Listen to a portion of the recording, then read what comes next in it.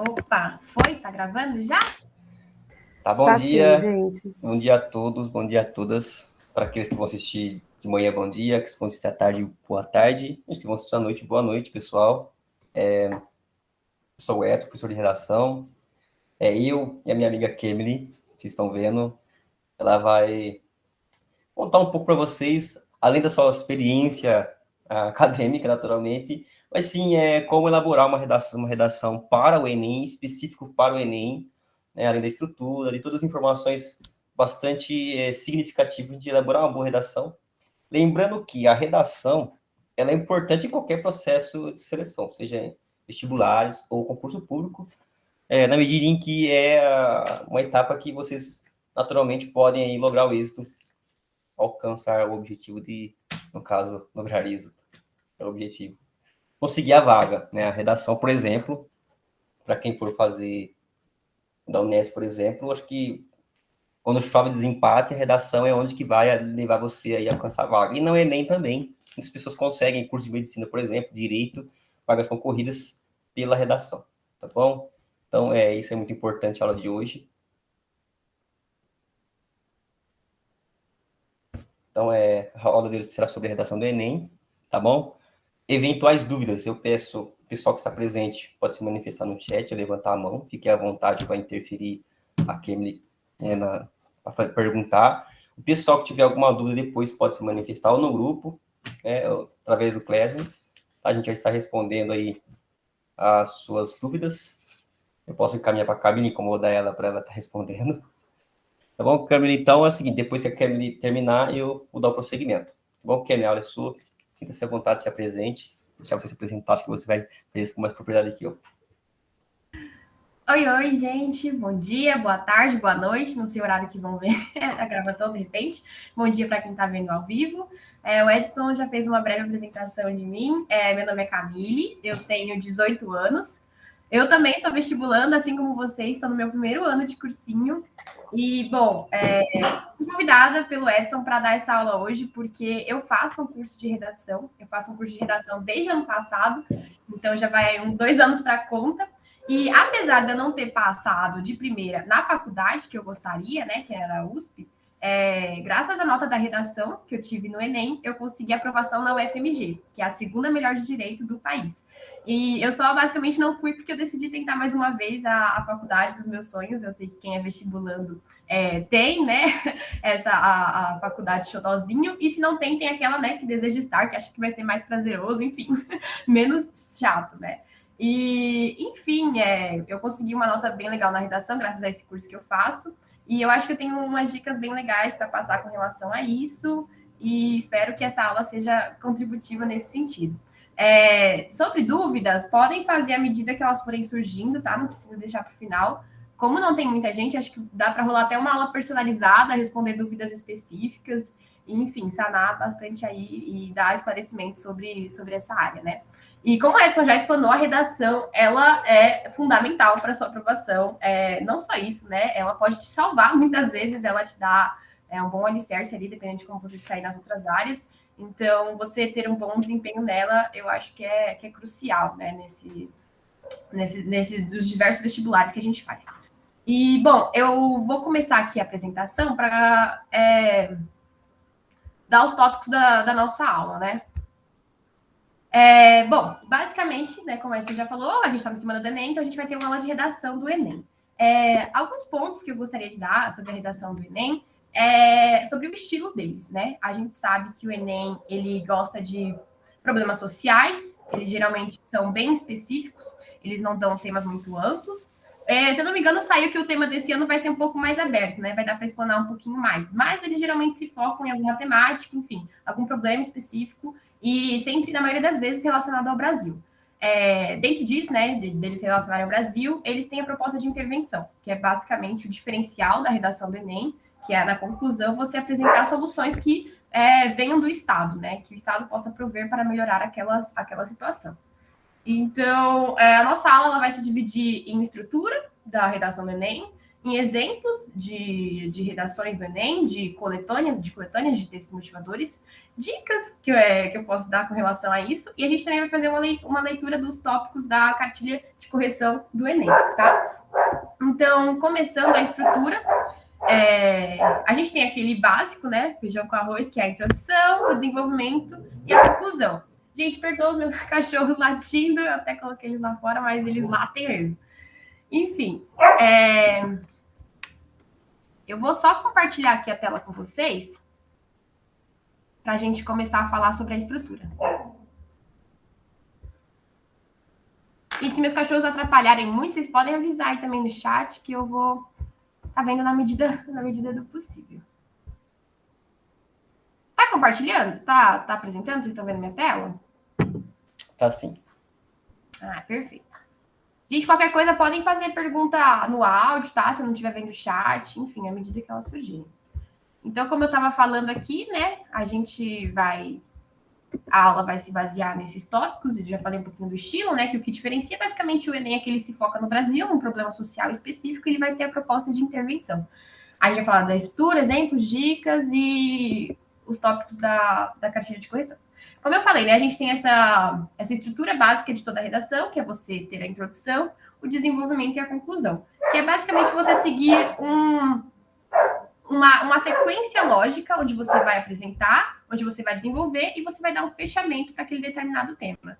E, gente, uma dica inicial aí. Apesar da introdução vir em primeiro plano, né, quando a gente está pensando na estrutura da redação, ela ser a primeira coisa que a gente apresenta nela, você nunca deve fazer a introdução primeiro, tá? Eu vou falar sobre isso um pouquinho mais à frente, mas como a introdução ela vai ser uma pincelada dos seus argumentos, o ideal é que você faça quando você já tiver o corpo do texto, né, o desenvolvimento um pouco trabalhado, um pouco já consolidado, como que você vai trazer. Tá? Então, dentro disso, vamos destrinchar aí essas áreas aí da redação. Na introdução, o que você precisa basicamente? Você precisa de uma técnica, tese, que é você se posicionar com relação ao tema, e a palavra tema, tá, gente? Você precisa ter a palavra tema fundamentalmente para que você não fuja dele. Então, sempre colocar ela na sua introdução é o ideal, tá? Já coloque a palavra tema na sua introdução. É bom você reforçar ela a cada parágrafo, mas ela tem que estar na sua introdução, porque já garante que você não vai fugir do tema, tá? Isso eu digo porque eu estava até comentando com o Edson que os corretores eles têm várias redações para corrigir. Então, eles analisam de um modo muito, às vezes, mecanizado as redações. Primeiro, eles vão ver se você está cumprindo todos os parâmetros para depois sim ler a sua redação. Então, se ele vê que você já não está falando do tema no começo, ele já descarta, porque provavelmente a sua redação já está fora do padrão. Então, eles identificam já erros e aí só vão ler realmente se você já tiver estabelecido, né, nos critérios de redação. Então, a palavra tema é essencial que já apareça no começo.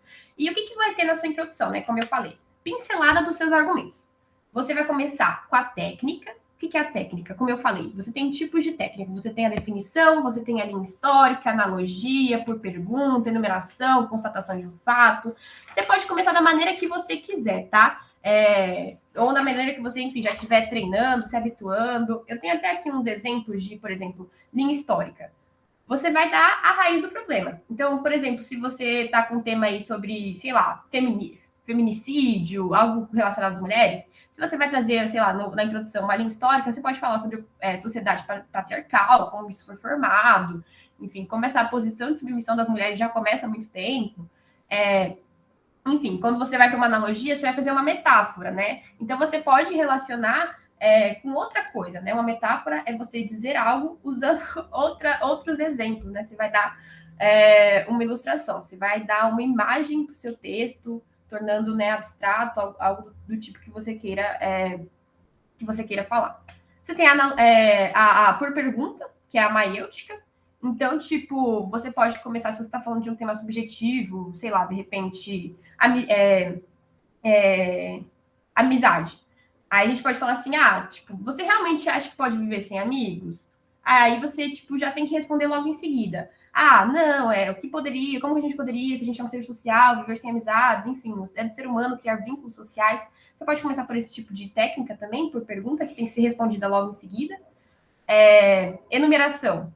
É quando você pega, tipo, como pode dizer, tópicos daquele tema e vai colocando. Por exemplo, se eu estou falando de consumismo, sei lá, eu posso colocar, o mundo a seus pés, você sem limites, esse tipo de coisinha para falar, tipo, de uma indústria de consumo que te incentiva com esses slogans a comprar, a consumir. Então, enumeração é você dar tópicos daquilo para, enfim, começar a falar sobre o tema.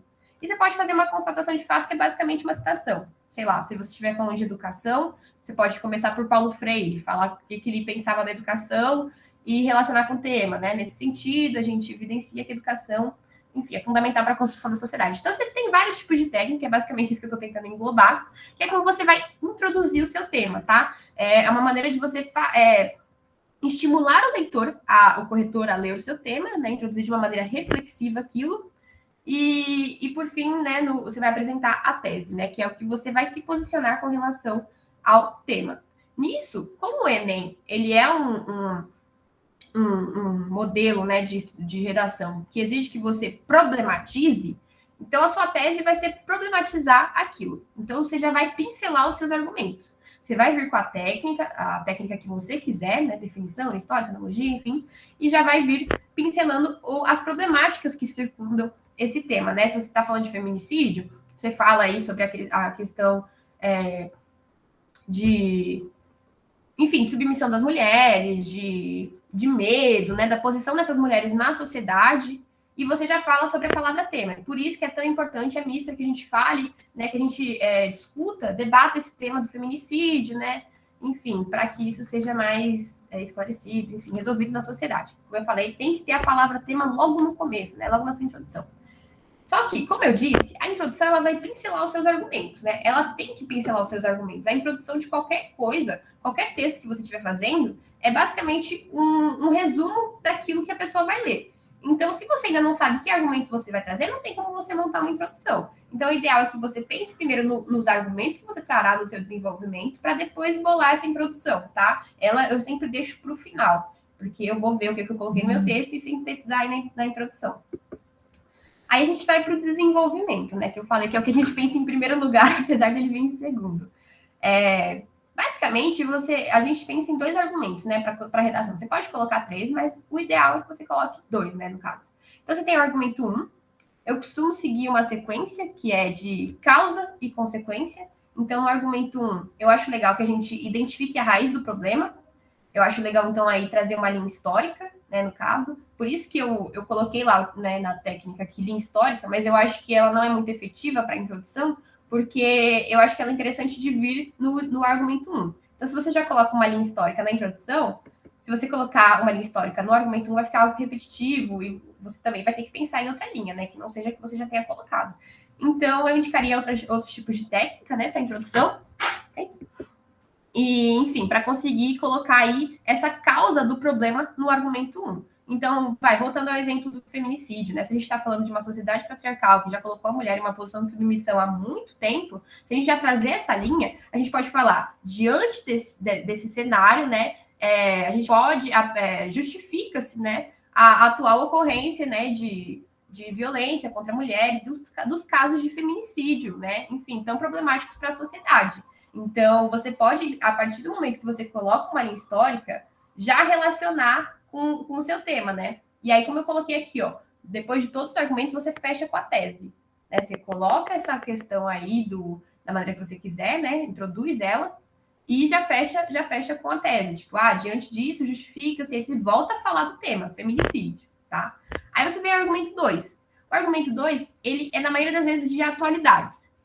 Isso significa que você vai colocar as consequências, né? Como eu falei, você coloca a linha histórica da causa, a raiz do problema, você mostra que aquele problema não é novo, e você vê no argumento 2 mostrando como que ele se materializa nos dias de hoje. Então, aí são as consequências. Geralmente, o Enem, nos textos motivadores deles, eles contam com muitos gráficos, com muitos dados. Então, esse é o melhor parágrafo, o de atualidades, para você dialogar com os textos motivadores, tá? Não é que você vai plagiar, copiar os textos motivadores, longe disso, isso não é, inclusive, incentivado. Mas você pode, sim, fazer um uso crítico dos textos motivadores. Isso, sim, é incentivado, que você leia aquilo que eles estão te dando e saiba utilizar, saiba relacionar com o tema. Então, se você, por exemplo, colocar um dado aí, que você leu no texto motivador, é super válido. E, por exemplo, se você não tiver algum fato de atualidades com relação ao tema, você pode sim aproveitar a sua coletânea, que são os textos motivadores, para aí validar o seu argumento, né? Então, como eu falei, o Enem ele sempre fornece dados, então você pode falar, começando o segundo parágrafo, né? Nesse sentido, de acordo com tal órgão, né, que, enfim, fez tal pesquisa e evidenciou tal índice, né? Aí você já começa a desenvolver também relacionando aí com o problema. E já fecha com a tese, né? Aí você fala, então evidencia-se assim a materialização do problema do feminicídio, enfim, sempre validando, né? Sempre falando do problema do feminicídio, porque isso já mostra o nosso posicionamento. A gente acha que isso é ruim. Então, como eu falei, o argumento 2, por ele ser, na maioria das vezes, de atualidades, para você relacionar com o que está acontecendo hoje, as consequências dessa causa, é o ideal para que você coloque aí, né? Use os dados que a coletânea te fornece, se você não tiver nenhum, e, enfim, você já fecha com a tese. Um exemplo, né? Um exemplo, no caso. Eu fiz o Enem do ano passado, né? E aí a temática era sobre o combate, o estigma das doenças mentais, né, no Brasil. Eles sempre restringem o escopo do Brasil, é bem legal, né? Mas assim, apesar de eles restringirem no Brasil, você pode, claro, ampliar aquilo e, enfim, expandir a discussão. Mas por eles restringirem no Brasil, eu acho até mais fácil, né? E aí, o que eles me davam? Nos textos motivadores, a gente tinha um índice de depressão, né? Da depressão no Brasil, né? O que eu fiz? Eu fui lá no meu argumento 1, falei sobre Freud. Assim, não falei nada de teoria de Freud, né? Freud é aquele psicanalista austríaco, não falei nada. Eu simplesmente falei que ele iniciou os estudos sobre psicanálise, né? Sobre, enfim, a saúde mental muito tarde, né? A gente começou a estudar isso no século XX só. Então, como esse foi um estudo tardio e que antes tinha muito rechaço da comunidade científica, a discussão ainda está muito incipiente, né? Ainda existe muito preconceito. Então, eu falei sobre a raiz do problema, e no argumento 2 eu já vim, né? Falando sobre a consequência disso nos dias de hoje, que muitas pessoas com doenças mentais, citei lá o dado que eu vi no texto motivador, né? Para validar o que eu estava falando, que hoje tinha muita ocorrência disso, e que não eram debatidas, e que não eram discutidas, e que tinham preconceito em torno dessas pessoas, né? Justamente dificultando aí a resolução do problema. Então, eu aproveitei o que eu tinha lá dos textos motivadores para validar o que eu estava falando.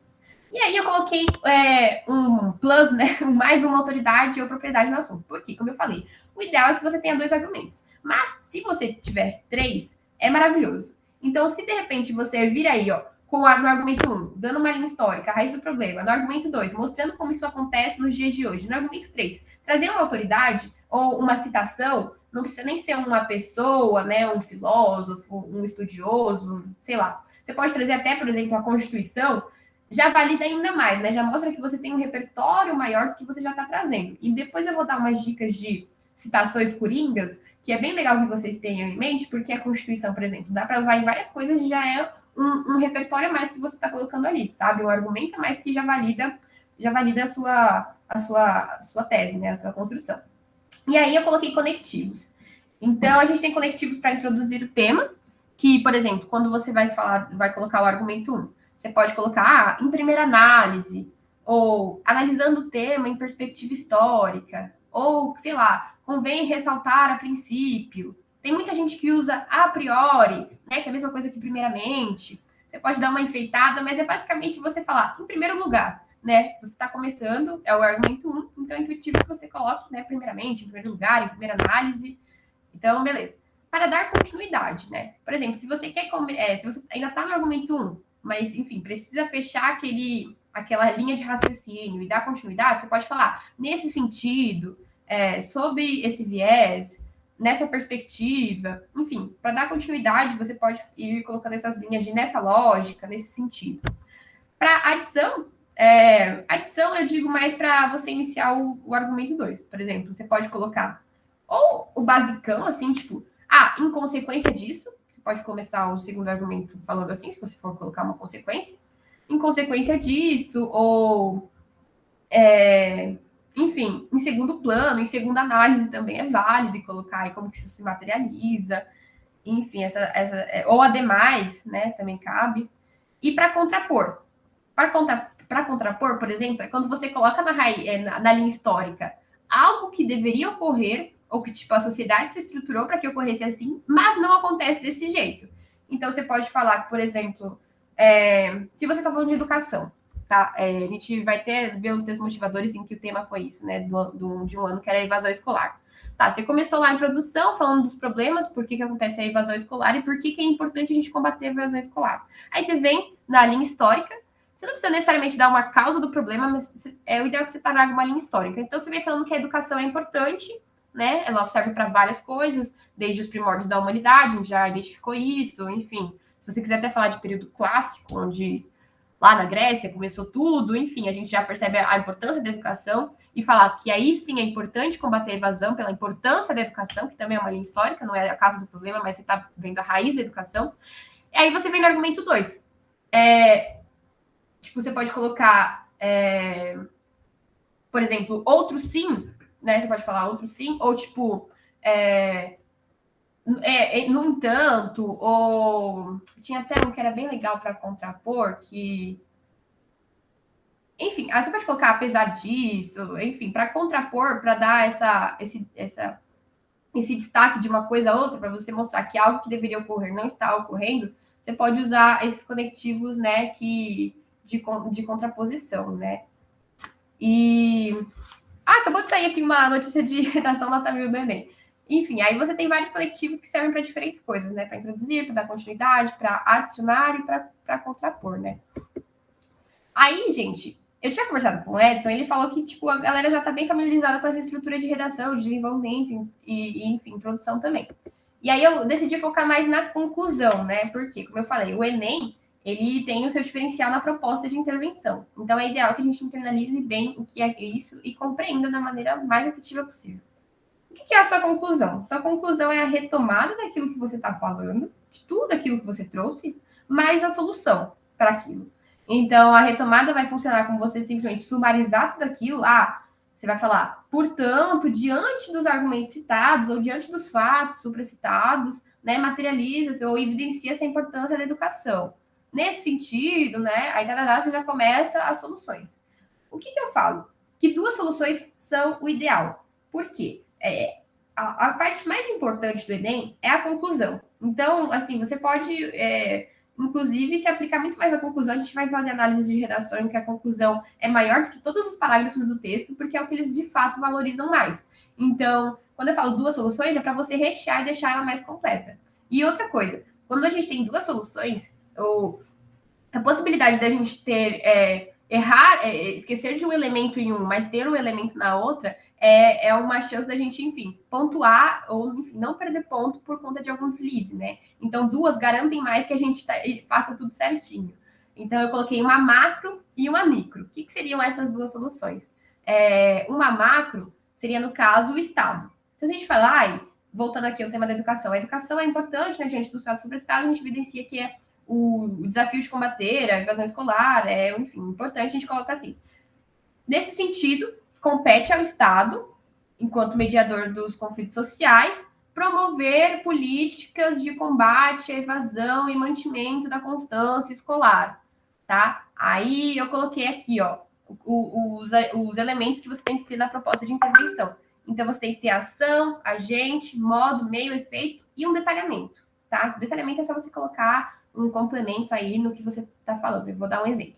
Então, por exemplo, quando a gente está falando da solução macro, né? A primeira solução, quando a gente está falando do Estado, o que o Estado deve fazer? Você já está colocando um agente, que é o Estado, e a ação. Ele deve, enfim, promover políticas de combate à evasão escolar e para o mantimento da constância. Então, aqui você já está dando uma ação. O modo, o meio. Como que o Estado vai fazer isso, né, no caso? Como que ele pode enfim, combater essa evasão, etc. Aí eu tenho até aqui um exemplinho, né? Eu coloquei aqui numa redação, né? Que a gente pode fazer uma articulação entre atores sociais e institucionais e promover mais discussões sobre isso com os pais, né? Por exemplo, a gente pode fazer mais reuniões para ver o que está acontecendo, por que acontece essa evasão, quais são os problemas sociais dessas famílias que podem estar gerando esse tipo de problemática. Então, eu coloquei o Estado deve promover políticas de mitigação, de diminuição da evasão escolar através de debates com os pais, enfim, a fim de entender o problema, né? Então, a gente coloca através de, que é o modo meio de debates com os pais, enfim, de reuniões, o efeito, a fim de entender o problema, né, o que está acontecendo com essas pessoas, para então conseguir, né, resolver com maior efetividade essa questão da evasão. E aí eu coloquei assim, o Estado, enquanto mediador dos conflitos sociais. Isso já é um detalhamento, tá? Isso já você já está dando um incremento a mais para a sua solução, você já está dando um detalhe, né, para aquilo. Você não precisaria colocar que o Estado é mediador dos conflitos sociais, mas esse é o seu detalhamento, tá? Você pode colocar o detalhamento em qualquer um desses elementos, tá? Eu coloquei no agente, eu detalhei o agente, o que é o Estado. Mas você pode detalhar a ação, você pode detalhar o modo, o meio, enfim, o efeito daquilo, tá? Mas é importante que você tenha esses elementos. Eu coloquei o Estado, o que ele deve fazer, que é diminuir essa evasão, o modo que ele vai fazer, promovendo reuniões, enfim, de parceria institucional e social, o efeito, diminuir aí, entender as razões dessa evasão, e o detalhamento eu coloquei a função do Estado, que é intermediar conflitos sociais, tá? Na solução micro são os ministérios, tá? Então a gente já deu o Estado, e agora a gente tem os ministérios para usar. Quando eu penso em educação, já vem intuitivamente o ministério, já penso, né, logo de primeira, o Ministério da Educação. Então, o que o Ministério da Educação poderia fazer? A gente tem várias possibilidades. Eu pensei aqui em primeira análise uma reforma educacional, por exemplo, né? Porque a gente sabe que a evasão, a gente vai até ler os três motivadores desse tema, a evasão se dá por vários fatores, mas também por uma falta de estímulo, né, dos alunos, uma falta de estímulo dos professores, né? Os professores eles não são bem remunerados, os alunos eles não se sentem, enfim, estimulados a estudar. Então, a reforma educacional, tanto no sentido salarial, quanto no sentido de grade curricular, enfim, poderia ser promovida pelo Ministério da Educação, e que é o agente, e, enfim, para conseguir aí lograr também uma diminuição dessa evasão escolar, né? Porque vocês vão ver que, como a gente está falando aqui dessas problemáticas, né? Quando a gente trabalhou todas essas problemáticas no desenvolvimento, o ideal é que a nossa conclusão dialogue com aquilo que a gente trouxe. Então, a gente está falando de evasão escolar, né? Nossa conclusão vai falar que é importante combatê-la. E se a gente falou, por exemplo, que um dos motivos, né, vai no A2, né, de alta de dados, que um dos motivos da atual evasão escolar é essa falta de estímulo, é professores também desincentivados por salário, o ideal é que a gente dê uma conclusão que, enfim, responda os problemas que a gente colocou, que são a causa, né? Então, não adianta aqui eu vir na conclusão e falar, dar uma solução totalmente nova de algo que eu nem toquei. O ideal é que ela vá no cerne do problema que eu apontei. Então, uma reforma educacional, né, que promova tanto melhores salários mais dignos, quanto a implementação de um método pedagógico que respeite a autonomia, né, desses estudantes, que, enfim, coloque eles como protagonistas, é o ideal. E aí, quando eu estou falando assim, quando eu falo do efeito de uma maneira muito mais ampla, que, enfim, essa reforma educacional que vai através de salários e que promova uma autonomia do educando, eu já estou dando um detalhamento. Eu já estou expandindo o meu efeito. O detalhamento é você pegar um desses 4 elementos anteriores e dar uma análise um pouco maior para aquilo, tá? Além de só colocar, dar um detalhe para aquilo, né? Justamente.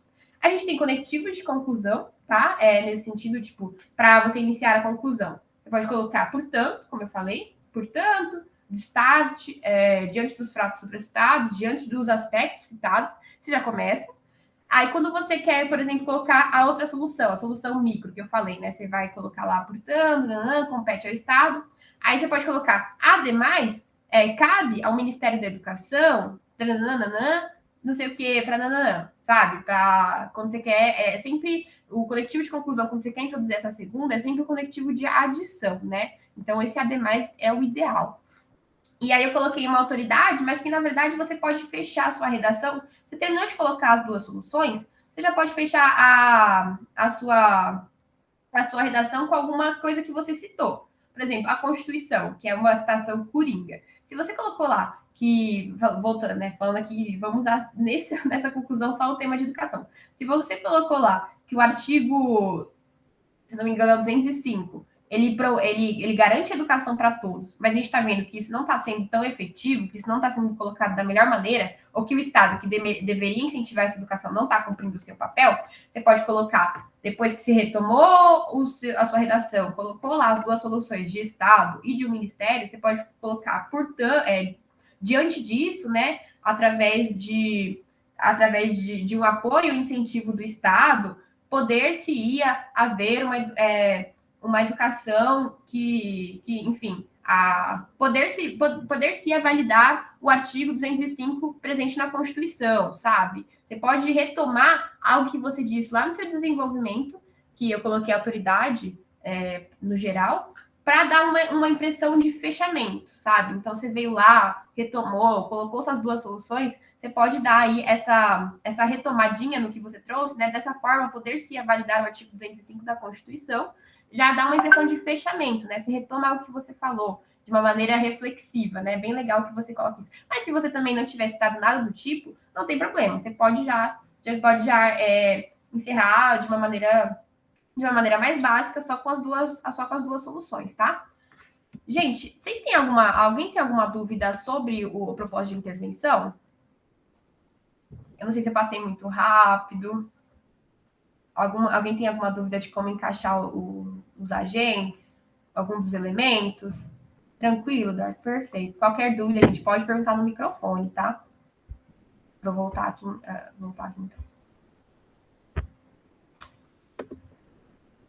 Então, gente, sobre os textos motivadores, né, que eu estava falando, que é, tipo, nada mais do que o vestibular, ele te dá um caminho. A gente pode pensar que quando ele pede para você fazer um texto dissertativo, argumentativo, você possa dar a sua opinião.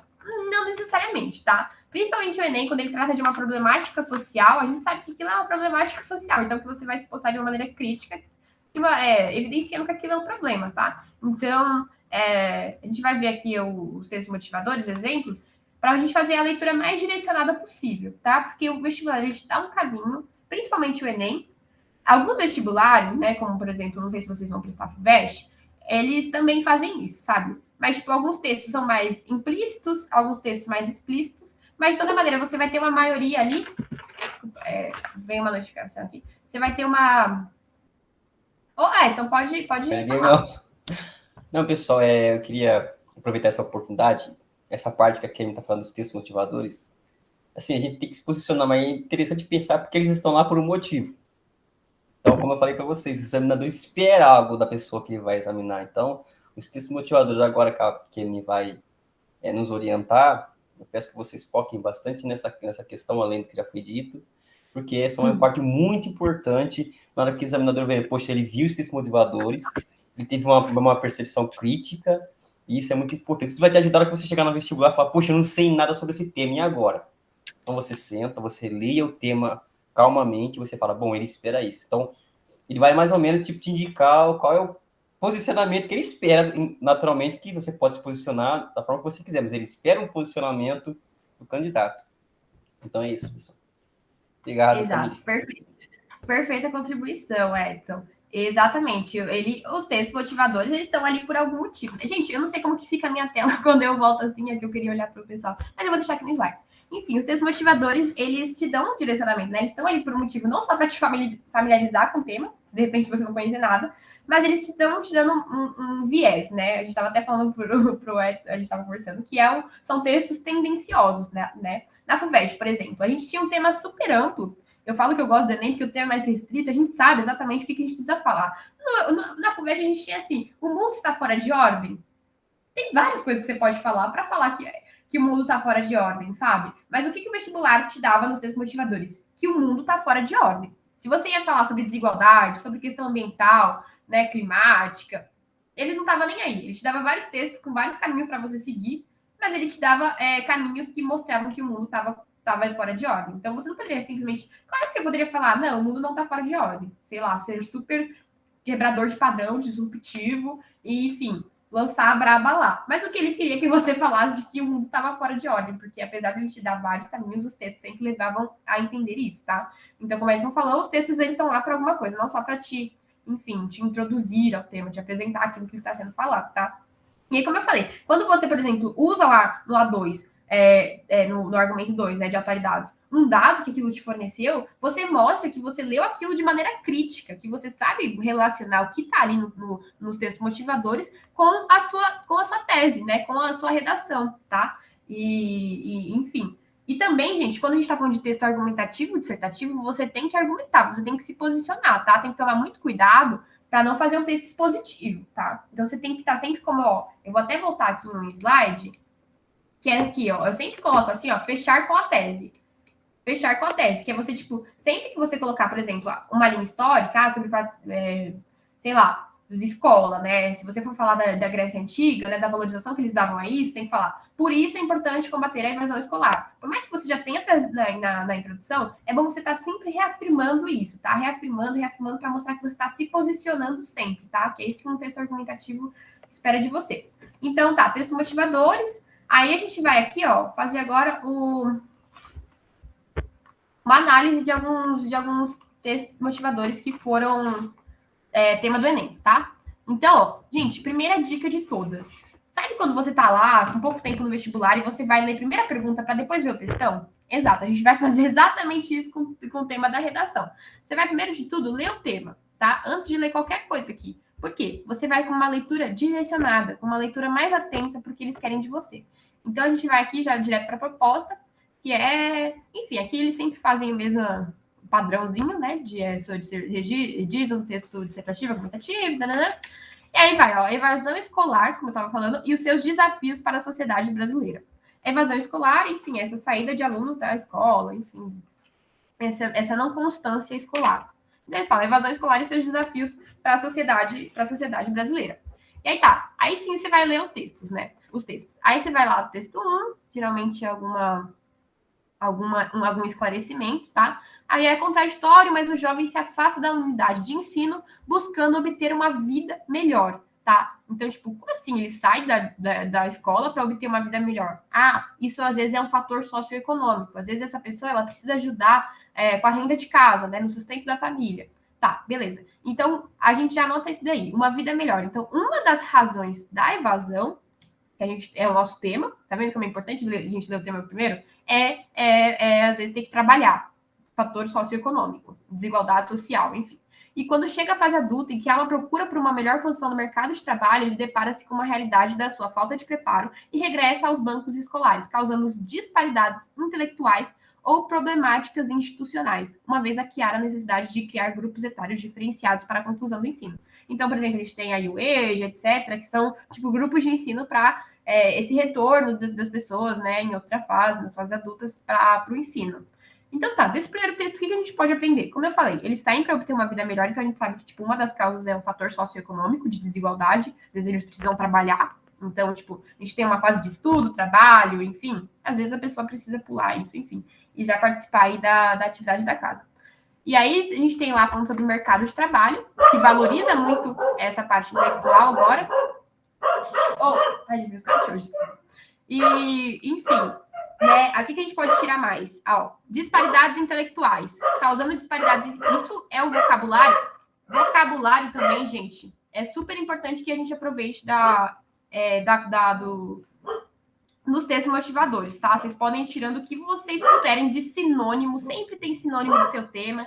E, enfim, esse termo aqui, disparidades intelectuais, a gente pode usar, tá? Por exemplo, se a gente estiver falando de educação, e a gente quiser falar da pandemia, por exemplo, que foi um fator que prejudicou aí o ensino para bastante pessoas. Por quê? Você precisava de um computador, você precisava de aparato tecnológico. Então, a gente pode falar no A2, se a gente está falando das problemáticas da evasão, né? A gente pode falar dessa saída para o trabalho, dos salários imorais dos professores, enfim, a gente pode falar. Ademais, né, como eu falei, aquele conectivo de adição, em tempos pandêmicos, né, a situação se agravou. Por quê? Muitas pessoas que não tinham acesso, ou acesso notadamente desigual a esses meios tecnológicos, né? Muitas pessoas que não tinham acesso a essa tecnologia, se viram ainda mais afastados do ensino, aumentando as disparidades intelectuais. Enfim, então a gente já pode aproveitar isso muitas vezes para validar o que a gente está falando. Então, a gente pode usar, por exemplo, no caso da pandemia, onde as disparidades intelectuais, né, que essa desigualdade intelectual aumentou, porque algumas pessoas tinham acesso, outras não, porque isso dependia de meios tecnológicos. Enfim, aí, isso que a gente pode tirar desse textinho 1, tá? Aí no texto 2, a gente tem aqui, como eu falei, um gráfico, eles adoram colocar dados também, não é gráfico, desculpa, enfim, dados aqui, não lembro o nome disso, se é infográfico, mas enfim, a gente vai para o texto 2. Uma nova e preocupante evasão escolar. Mais da metade dos jovens brasileiros de todas as classes sociais perdeu o interesse pelos estudos e corre o risco de ficar de fora do mercado de trabalho. onde a nossa educação está falhando e qual o custo disso para o futuro do país. Então, você percebe que a gente está falando aqui de classes sociais, então, se a gente estava falando antes de um fator socioeconômico, né, que às vezes é a necessidade de trabalhar, a gente agora já está expandindo o escopo dessa discussão, né? De todas as classes sociais, a gente tem essa problemática. Então, a gente tem que a perda de interesse pelos estudos ocorre também, né, com outras pessoas, e, enfim, faz aqui uma pergunta, onde que a educação está falhando, tá? Então, a gente pode analisar aqui os dados que eles dão para a gente, né?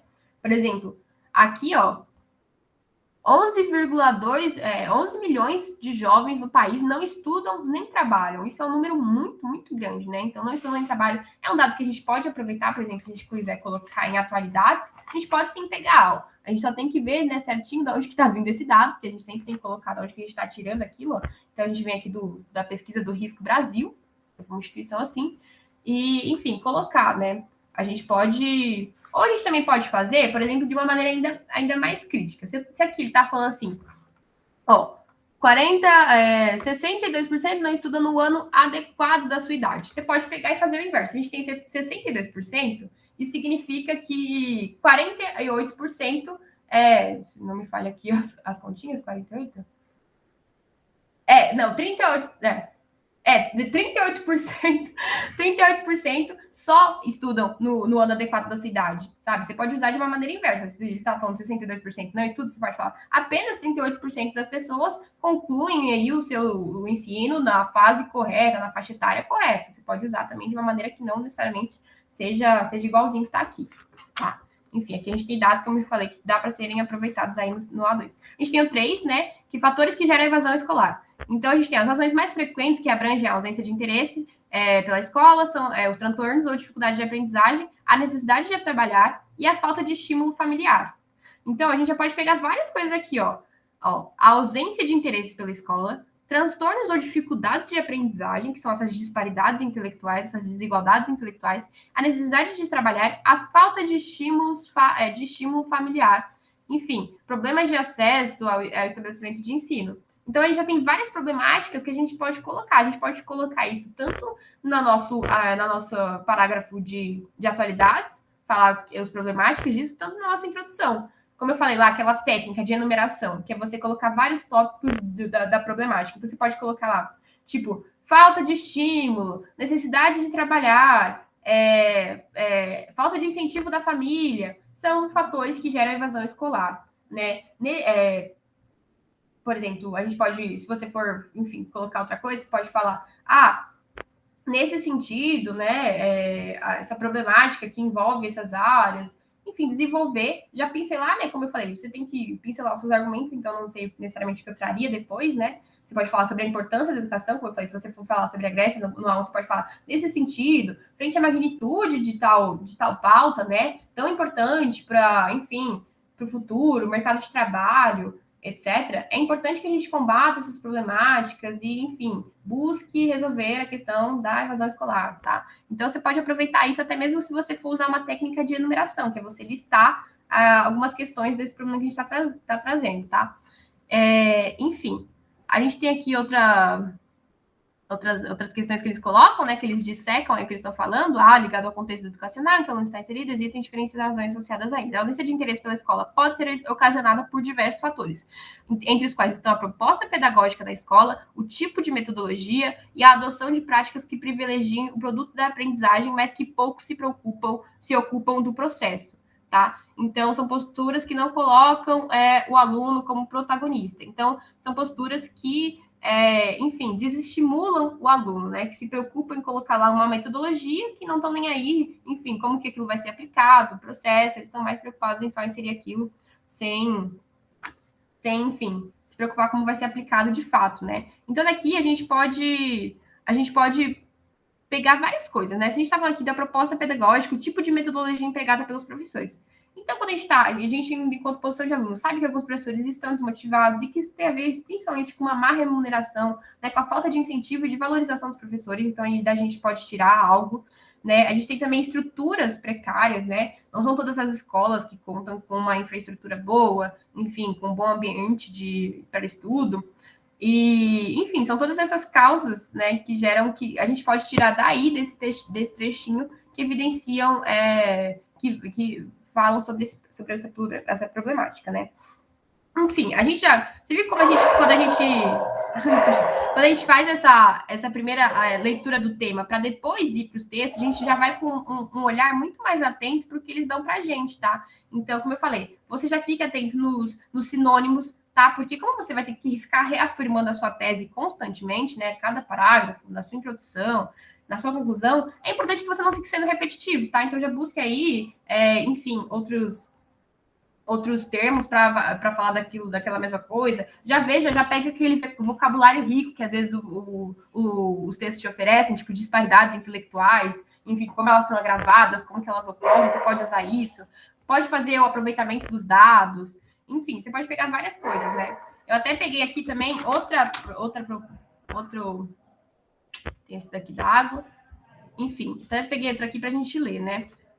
Fazer outra análise disso para ficar bem claro como que a gente pode usar. Então, a gente vai, primeiro de tudo, gente, vai para o tema. A importância do debate do suicídio no Brasil. Lê o tema, a gente está falando de suicídio no Brasil. Como sempre, eles estão dando o escopo aí para você, mas, claro, você pode falar da problemática no espectro amplo e depois falar do Brasil, né? Mas, enfim, texto 1. Enquanto o suicídio segue sendo um assunto sobre o qual se fala pouco, o número de pessoas que tiram a própria vida avança silenciosamente. No Brasil, o índice perde apenas para homicídios e acidentes de trânsito entre as mortes por fatores externos, o que exclui doenças. Em todo mundo, entre os jovens, a morte por suicídio já é mais frequente por HIV e entre idosos, assim como entre pessoas de meia idade, os índices também avançam. Falar de suicídio, na maioria das vezes, é falar de depressão. Falar de depressão, no entanto, não necessariamente é falar de suicídio. Tá? Então, o que esse texto 1 fornece para a gente? E já está tendo aqui que tem um problema com relação à discussão sobre o assunto. O suicídio é um assunto sobre o qual se fala pouco, é pouco debatido.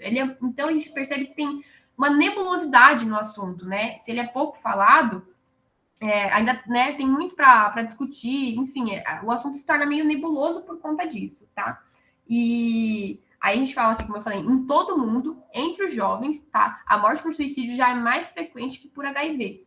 Então, a gente está falando aqui também de uma parcela, né, que são esses jovens que deveriam estar incentivados, também tem essa problemática muito, muito latente, né? Então, a gente pode pensar que o que acontece com os jovens, né? Por que pessoas tão novas, né, estão fazendo isso? A gente pode pensar num quesito de pressão social, né? A gente, enquanto jovens mesmo, sabe, quando a gente é pressionado por resultados, quando a gente está numa fase da vida que a gente tem que pensar no nosso futuro, né? Que a gente tem que fazer decisões muito como pode dizer, muito importantes, né, em um curto período de tempo, enfim, né, a gente já pode ir dissecando aí, tirando fatores que geram isso. Então, se a gente está falando de jovens, tá, e a gente tem essa pressão social, a gente pode ampliar isso. A pressão social, ela se manifesta em várias faixas etárias. Tanto quanto você é criança, você tem a pressão dos seus pais para, enfim, ser bom aluno, tanto quanto você é adolescente, você tem toda essa pressão social para, enfim, para faculdade, essas coisas, conseguir conquistas. Quando você é adulto, você tem pressão social na carreira profissional. Quando você já é idoso, né, você ainda assim tem pressão social por resultados,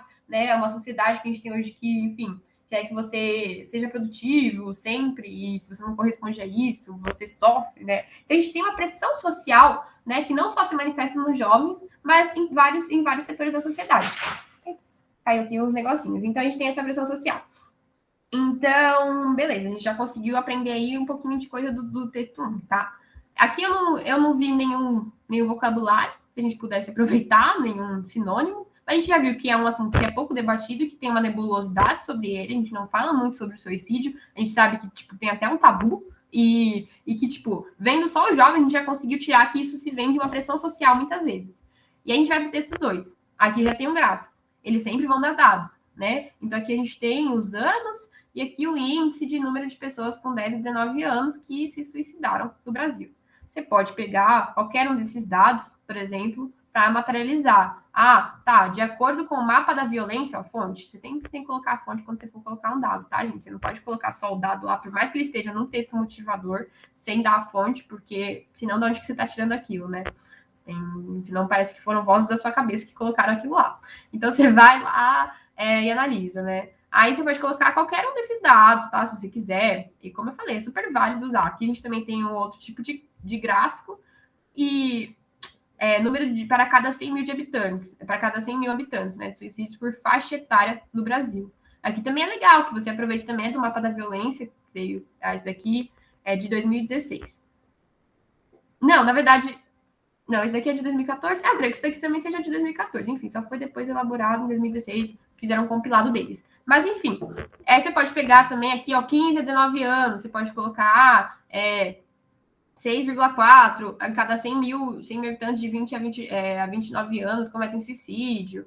Enfim, tá? Ó, aqui, ó, mais de 60 anos, como esse número também é grande, como esse número é alto, você pode pegar, aproveitar esses dados. Aqui, por exemplo, a gente pode ver que subiu muito, né? Tipo, a gente tá vendo praticamente um crescimento exponencial aqui.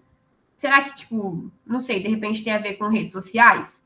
Se você fizer uma leitura crítica, né, das coisas, estar sempre atento, por exemplo, a datas, a gente sabe, né, que em 2019 a gente teve o boom do Facebook, dessas redes sociais aí surgindo, que estão consolidadas agora, Instagram, Twitter. E olha como, tipo, antes a gente tinha variações, descia, aí como só foi, tipo, um crescimento exponencial. E com certeza, apesar de não ter os anos, foi aumentando, né, cada vez mais.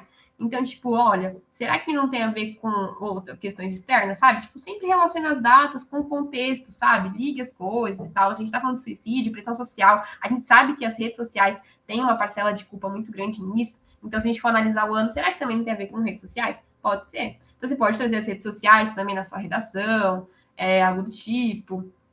Aqui, ó, por exemplo, a gente vai ler o texto 3, ó. Como a gente está falando de redes sociais. O momento é certeiro. Na internet, uma notícia falsa russa sobre o baleia azul, um perigoso desafio cujo último passo é o suicídio. Foi levada a sério ao ser trazida para outros idiomas. As autoridades já investigam mortes de adolescentes ligados ao jogo em Minas Gerais, Mato Grosso e Goiás, além de uma série de tentativas de suicídio no Paraná.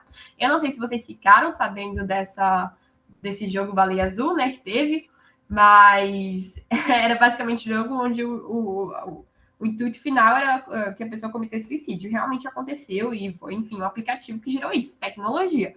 Então, é mais um direcionamento para que você fale de redes sociais, para que você fale dessa tecnologia influenciando isso. Tá? Então, o que a gente já tirou só dos textos motivadores, além de, enfim, poder falar o que a gente tem de repertório na nossa cabeça? A gente já tirou pressão social, que aí você pode, poxa, usar várias autoridades que falam sobre isso, sei lá, você pode usar Freud, você pode usar Durkheim, Bauman, sabe, o Zygmunt Bauman, né, que é aquele sociólogo, ele fala bastante, né, sobre como hoje em dia a gente tem uma pressão do indivíduo, essas coisas. Aquele Bill Churran também, né, que fala sobre isso, que a gente é a sociedade do desempenho, que a gente quer sempre resultados, busca por resultados, enfim. E aqui você já tem o problema das redes sociais. Pô, nas redes sociais você pode ampliar a discussão um monte, sabe? Só de você falar das redes sociais, querer mostrar sempre que você tá bem e tal, que não necessariamente é isso. Você tem uma visão das pessoas que elas estão sempre bem, isso acarreta, né, no seu psicológico, uma série de questões, de problemas, enfim. Você já pode, enfim, tirar várias coisas daí disso para falar sobre a importância do debate do suicídio, né? Que a gente tem que fazer uma desconstrução dessa pressão social, né? Da busca por sempre melhores resultados. E também do que a gente divulga, né? Um uso mais crítico e consciente das redes sociais. O que a gente está passando ali é realmente verdade, sabe? Um uso responsável das redes sociais, tá? O que o Estado poderia fazer com relação a isso, né? Se a gente sabe que um assunto sobre o qual se fala pouco, é promover discussões sobre isso, né? Falar sobre isso, propagandear o assunto, né? Ou, sei lá, algum ministério, que eu não vou saber agora especificamente, pode, enfim, divulgar a ouvidoria, porque existe ouvidoria, né, para falar sobre o suicídio, para que você ligue, enfim, converse sobre aquilo que está acontecendo, e a gente nem sabe, muita gente nem sabe que existe essa ouvidoria. Então, talvez o ministério poderia fazer uma divulgação desse canal, né, de valorização à vida, etc. Então, são várias coisas que dá para a gente fazer. Por exemplo, no tema do ano passado, a gente falava, né, do centro de... Tinha nos textos motivadores a existência do Centro de Valorização à Vida. E o que eu fiz na proposta de intervenção? Falei que isso deveria ser amplamente divulgado pelo Estado, porque apesar da existência, muita gente não sabe disso. Então, a minha solução foi que isso fosse divulgado e, enfim, discussão sobre isso, né, enquanto Estado como uma solução macro, né. Aqui tem outros tipos, né, de textos, mas eu acho que a gente já deu para pegar bem, que é, primeiro de tudo, gente, vamos ler o tema para depois fazer essa leitura direcionada e já ir aproveitando o máximo que a gente puder de vocabulário, de termos, de sinônimos, de dados. A gente pode aproveitar dados e sempre olhar os dados de maneira crítica, tá? O ano daquilo, ou enfim, ó, aqui, por exemplo, tem, enfim, questões que eles usam de ilustração, quadrinhos, enfim, não necessariamente vai ter dados, mas tem várias coisas que você pode aproveitar. Aqui, ó, isso daqui era sobre desperdício de água, consequências de desperdício de água no Brasil atual, que você pode falar, poxa, olha, a gente gasta, cadê? Poxa, não tem roupa aqui? Não tem roupa, mas roupa gasta muito jeans, né, para fazer. Mas enfim, olha como carne de boi, tipo, agropecuária, olha como a agropecuária gasta água, né? E a gente sabe que a gente tem uma agropecuária que é voltada para o mercado externo também, enfim, você pode usar isso de várias maneiras, sabe? Sempre olhar de maneira crítica aquilo que eles estão te dando, tá? Enfim, agora, gente, eu já vou. Não sei, o que vocês preferem, gente? Vocês preferem para ilustrar mais esse uso dos textos motivadores? Vocês preferem ver uma redação ou vocês preferem que eu vá falar sobre os critérios de avaliação da redação do Enem, que é aquela cartilha de correção? O que vocês acham mais interessante?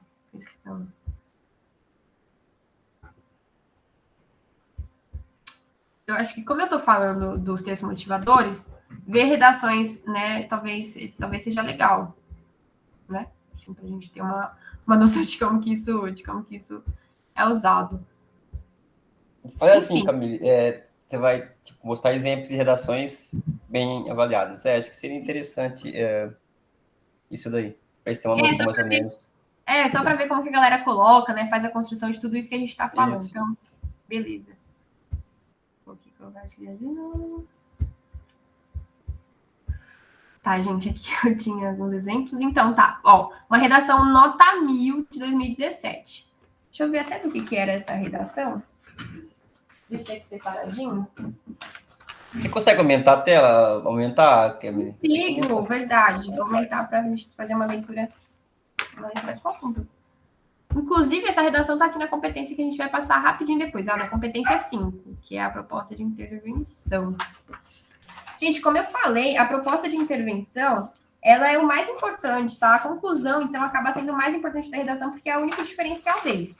Tá? Cada redação tem a sua proposta, a FUVEST, como a gente estava falando, é reflexiva, o Enem é a proposta de intervenção, tá? Como eles sempre falam no Brasil, é você focar em uma solução por parte do Estado. Então, geralmente, as pessoas investem muito na conclusão, tá? Aumentei aqui um pouquinho, para ficar melhor a visualização. Então, tá, ó. Gente, esse tema era educação para surdos. Olha esse tema do Enem, muito específico no Brasil ainda por cima, tá? E aí, como que ela vai começar, né, a Isabela? Ela já vai começar por uma citação, ela vai começar por, como eu falei, você tem que começar por uma técnica, né, para, tipo, meio que dar... você pode começar da maneira padrão, tipo, atualmente, né, e já colocar ali o problema, mas se você conseguir começar com uma técnica que coloque seu tema de maneira reflexiva, é melhor ainda, tá? É o indicado. Então ela fala, tipo, na obra Memórias Póstumas de Brás Cubas, o realista Machado de Assis expõe por meio da repulsa do personagem principal em relação à deficiência física. Ela coloca um trecho, né, de como eles se referem a uma personagem que, enfim, tinha uma deficiência física, que acabava mancando, chama ela de coxa, a maneira como a sociedade brasileira trata os deficientes, tá? Então, ela já pega aí, já faz uma intertextualidade, né, já coloca aí uma citação de obra, para evidenciar como a sociedade brasileira, né, trata essas questões de deficiência. E aí ela vai, atualmente, mesmo após os avanços nos direitos desses cidadãos, a situação de exclusão e preconceito permanece e se reflete na precária condição da educação ofertada aos surdos no país, a qual é responsável pela dificuldade de inserção social desse grupo, especialmente no ramo laboral, tá? Então aí ela começa atualmente, já colocando... Ai, gente, minha bateria tá acabando. Só colocar aqui para carregar. Então, gente, como eu falei, você tem que problematizar já o problema, né? Como eu falei lá no comecinho da introdução, já problematiza o problema é bom, né? Já problematiza a questão, que é o que ela faz, tipo, atualmente, tal, como que se materializa. E ela fala, ó, situação de exclusão e preconceito permanece. Então, ela já está problematizando que é uma situação que é ruim, que exclui, que é preconceituosa com essas pessoas.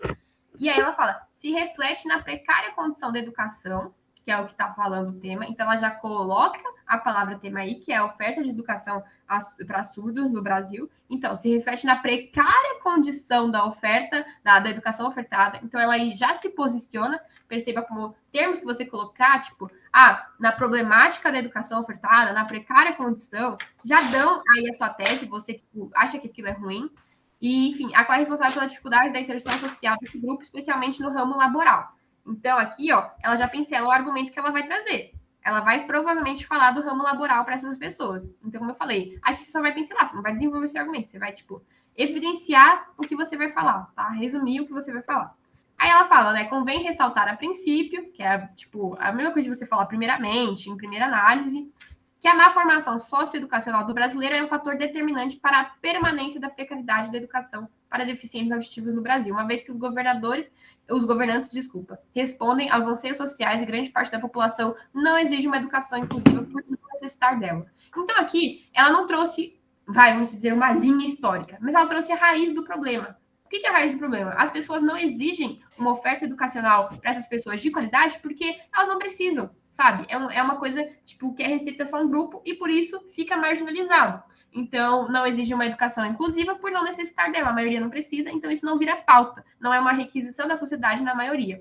Então, isso, consoante ao pensamento de Schopenhauer, aí já vem com uma citação, não necessariamente você precisa fazer isso, mas enfim, ela fez, de que os limites do campo da visão de uma pessoa determinam seu entendimento a respeito do mundo que a cerca. Ocorre porque a educação básica é deficitária e pouco prepara os cidadãos no que tange ao respeito às diferenças. Tal fato se reflete nos ínfimos investimentos governamentais, nos poucos investimentos governamentais em capacitação profissional e em melhor estrutura física, medidas que tornariam o ambiente escolar mais inclusivo para surdos. Você vê que ela já vai no final do argumento e fala de novo sobre o tema, educação para surdos, mais inclusivo para surdos.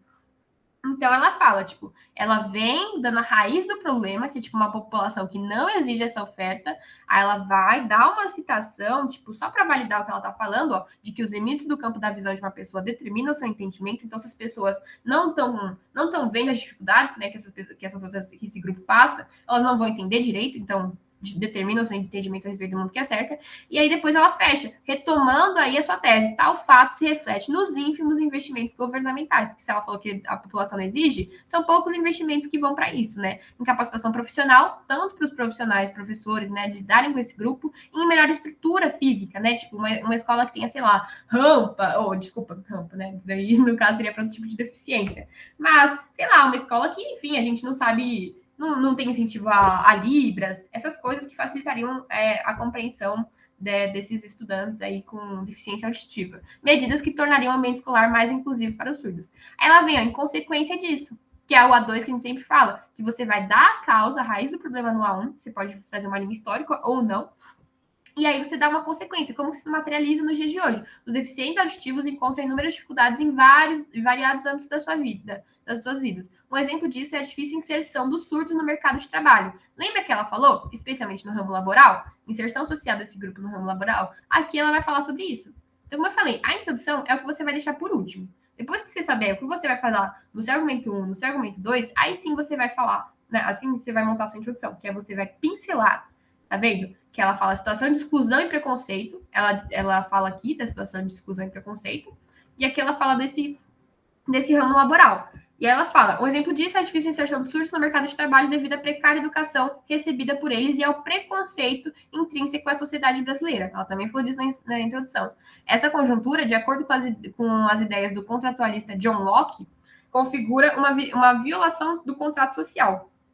John Locke aqui, ela nem dissecou quem era John Locke, ele só foi um contratualista.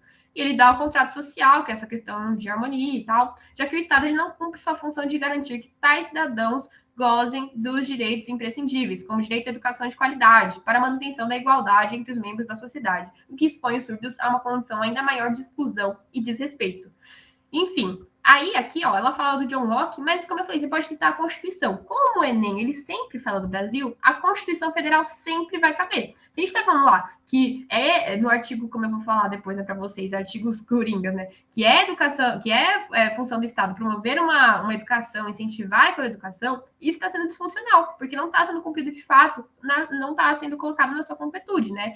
Os surdos, por exemplo, são marginalizados nesse sentido. Então a gente fala, a gente pode, essa conjuntura, né, nesse sentido, de acordo com a Constituição Federal, né, de 1988, configura-se uma violação do contrato social, porque a Constituição é um contrato social. Aí você pode, enfim, colocar a mesma coisa, já que o Estado não cumpre sua função de garantir que tais cidadãos gozem dos direitos imprescindíveis, enfim, como a educação. E aí tá para manutenção que expõe os surdos a uma condição ainda maior de exclusão e desrespeito. Você viu? Ela volta no final retomando, falando dos surdos, né? Ela volta sempre fechando com a tese e colocando a palavra tema. Então, isso é importante porque, às vezes, você acha que está lá relacionando, né? Você colocou uma coisa que está relacionada com o tema e não necessariamente. Então, isso já te força a relacionar com o tema. E aí não corre risco de você estar colocando uma coisa lá que não está ligada, né? Enfim, então é sempre importante que vocês coloquem para fechar cada parágrafo o tema, tá? Só para, enfim, relacionar com o tema e mostrar que vocês estão ali colocando algo que tem ligação. E aqui, gente, ó, eu acho que, ó, a conclusão dela é o maior parágrafo que ela tem. É bem grande mesmo, porque ela investiu pesado na conclusão da proposta de intervenção. Eles querem, na verdade, o Enem, ele quer que você tenha vontade de intervir, né? Então, por isso que eu falo para você focar na conclusão, porque eles querem essa vontade de intervenção. Então, ela começa diante dos fatos supracitados, poderia ser portanto, ou diante dos aspectos citados, faz necessário que a escola com E maiúsculo, significa instituição, a gente está falando de uma escola em específico, mas todas do Brasil, que a escola promova a formação de cidadãos que respeitem as diferenças e valorizem a inclusão, por intermédio de palestras. Então, aqui, gente, ó, só voltando aqui no que a gente tem que ter, ó. Então, na proposta de intervenção, ação, agente, modo, meio, efeito, a gente vai vendo o que ela colocou. A escola é o agente. Promova a formação de cidadãos que respeitem as diferenças e valorizem a inclusão. Isso aqui é ação, promover, tá? Quando você for pensar em ação, pense em verbo, tá? Então, o agente vai ser um ator social institucional, nesse caso a escola é um ator institucional. Promova a formação de cidadãos que respeitem as diferenças e valorização da inclusão. Então, sempre que vocês forem pensar em ação, pensa no verbo promover, tal. Você tem que pensar, o que é que deve ser feito, tá? O que é que deve ser feito? A ação é isso. Promova a formação de cidadãos, tá? E como? O modo, o meio, por intermédio de palestra, né? Sempre que você for pensar em modo, meio, você pensa através de, por meio de, por intermédio. Você vai dar um meio pelo qual aquela ação, que é a promoção de cidadãos que respeitem as diferenças, vai ser feita. Então, por intermédio de palestras, debates e trabalhos em grupo que envolvam a família a respeito desse tema. Tá? Então, é assim que vai se dar essa promoção, visando a ampliar o contato entre a comunidade escolar e as várias formas de deficiência. Então, o efeito, né, a finalidade daquela ação, para quê? A fim de que você vai fazer isso, ampliar o contato entre a comunidade escolar e as várias formas de deficiência. Além disso, como eu falei, ela dá uma solução macro, que é a escola, né, instituição, ela vai para uma outra solução. Então, você pode, como eu falei, além disso, ademais, é imprescindível que o poder público, né, e ela está falando de Estado, nesse caso eu acho que ela até deu uma invertida, né, foi ou até as duas soluções foram bem macro, né, não se restringiram a nenhum escopo, né.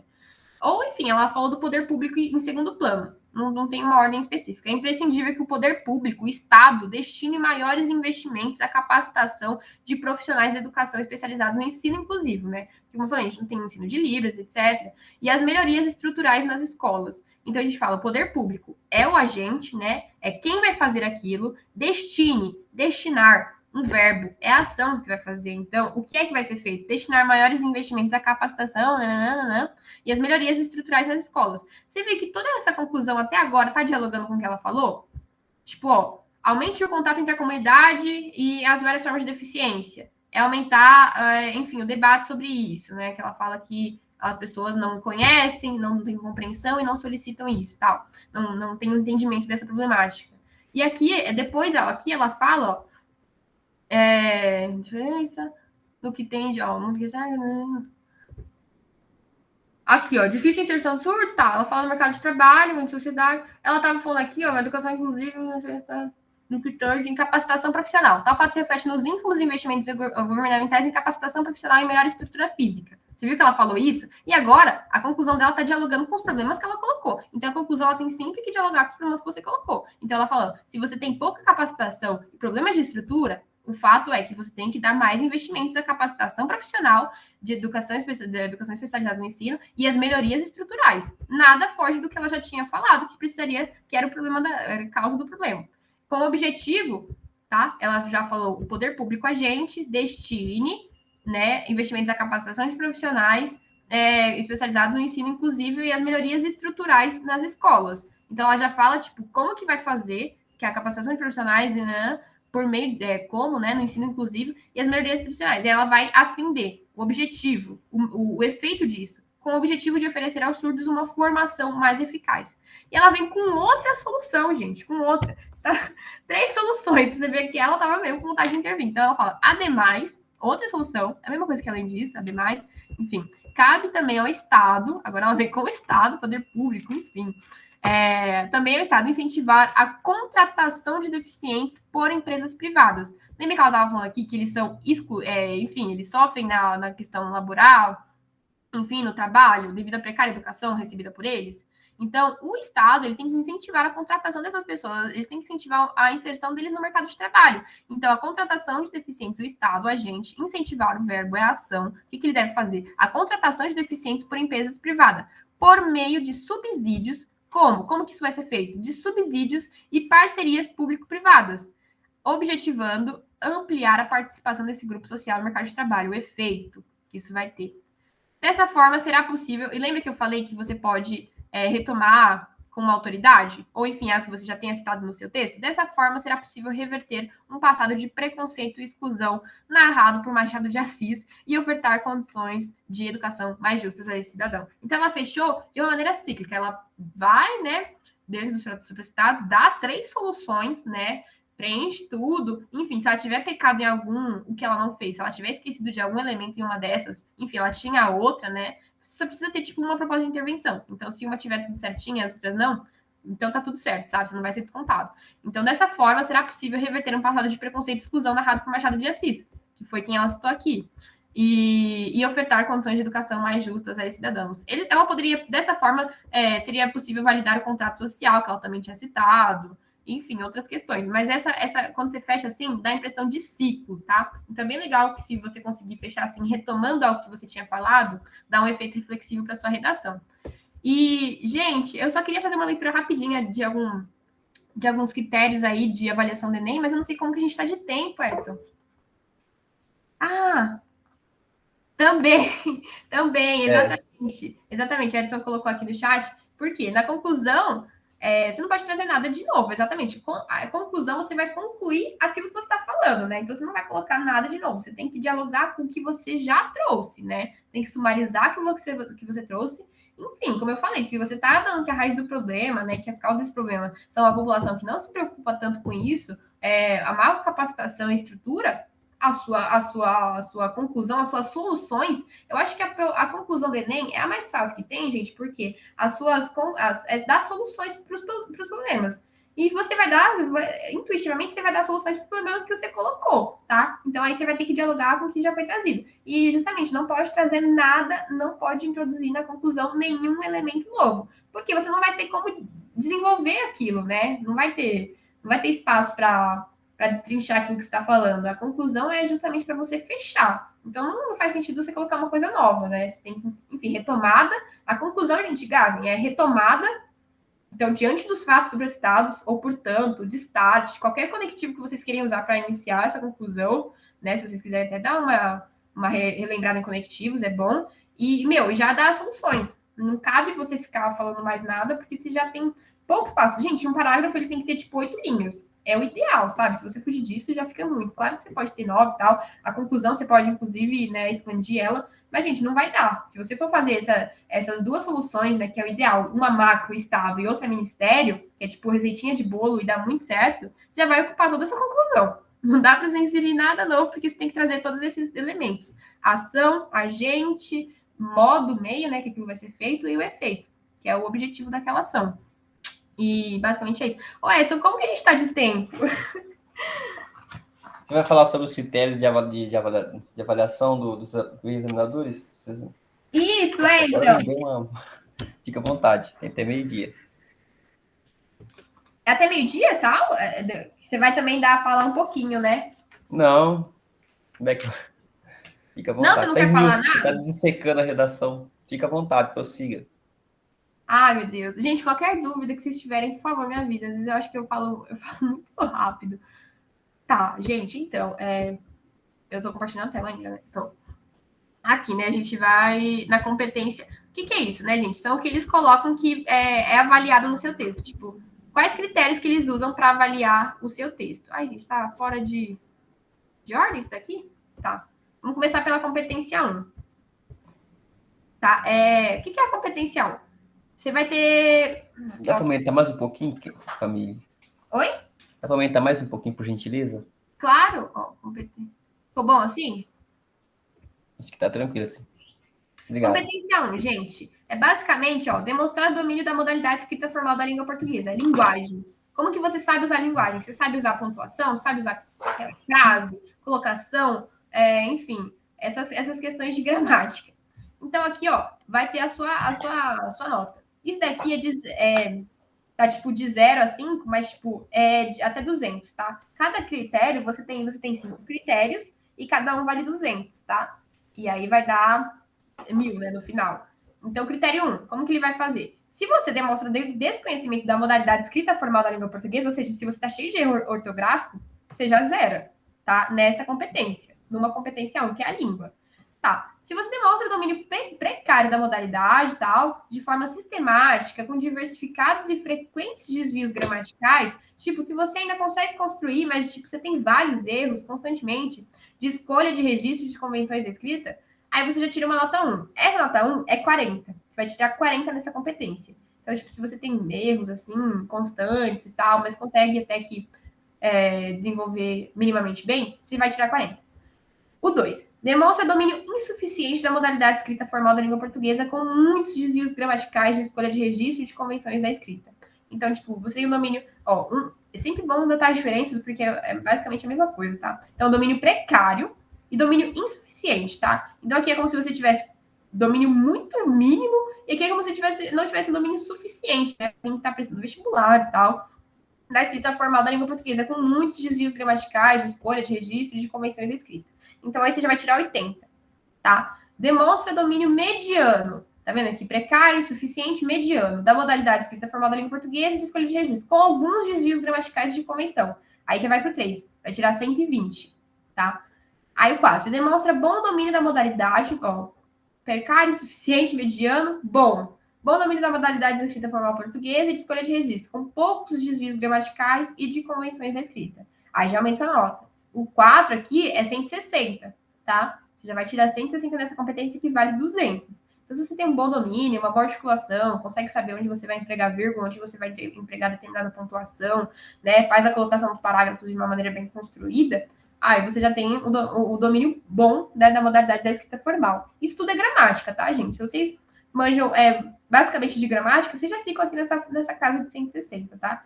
Aqui, demonstra excelente domínio da modalidade escrita formal e de escolha de registro. Desvios gramaticais ou de convenções de escrita serão aceitos somente com excepcionalidade e quando não caracterizam reincidência.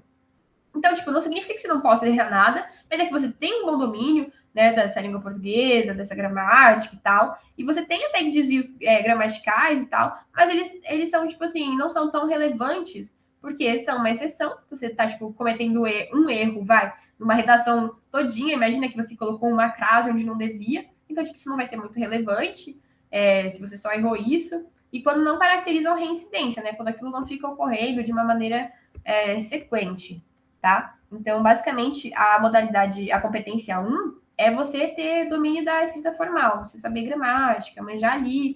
E aqui, a gente tem alguns exemplos de como que se dá esses erros, tá? Como foi muito conhecido, tá? Aqui, ademais.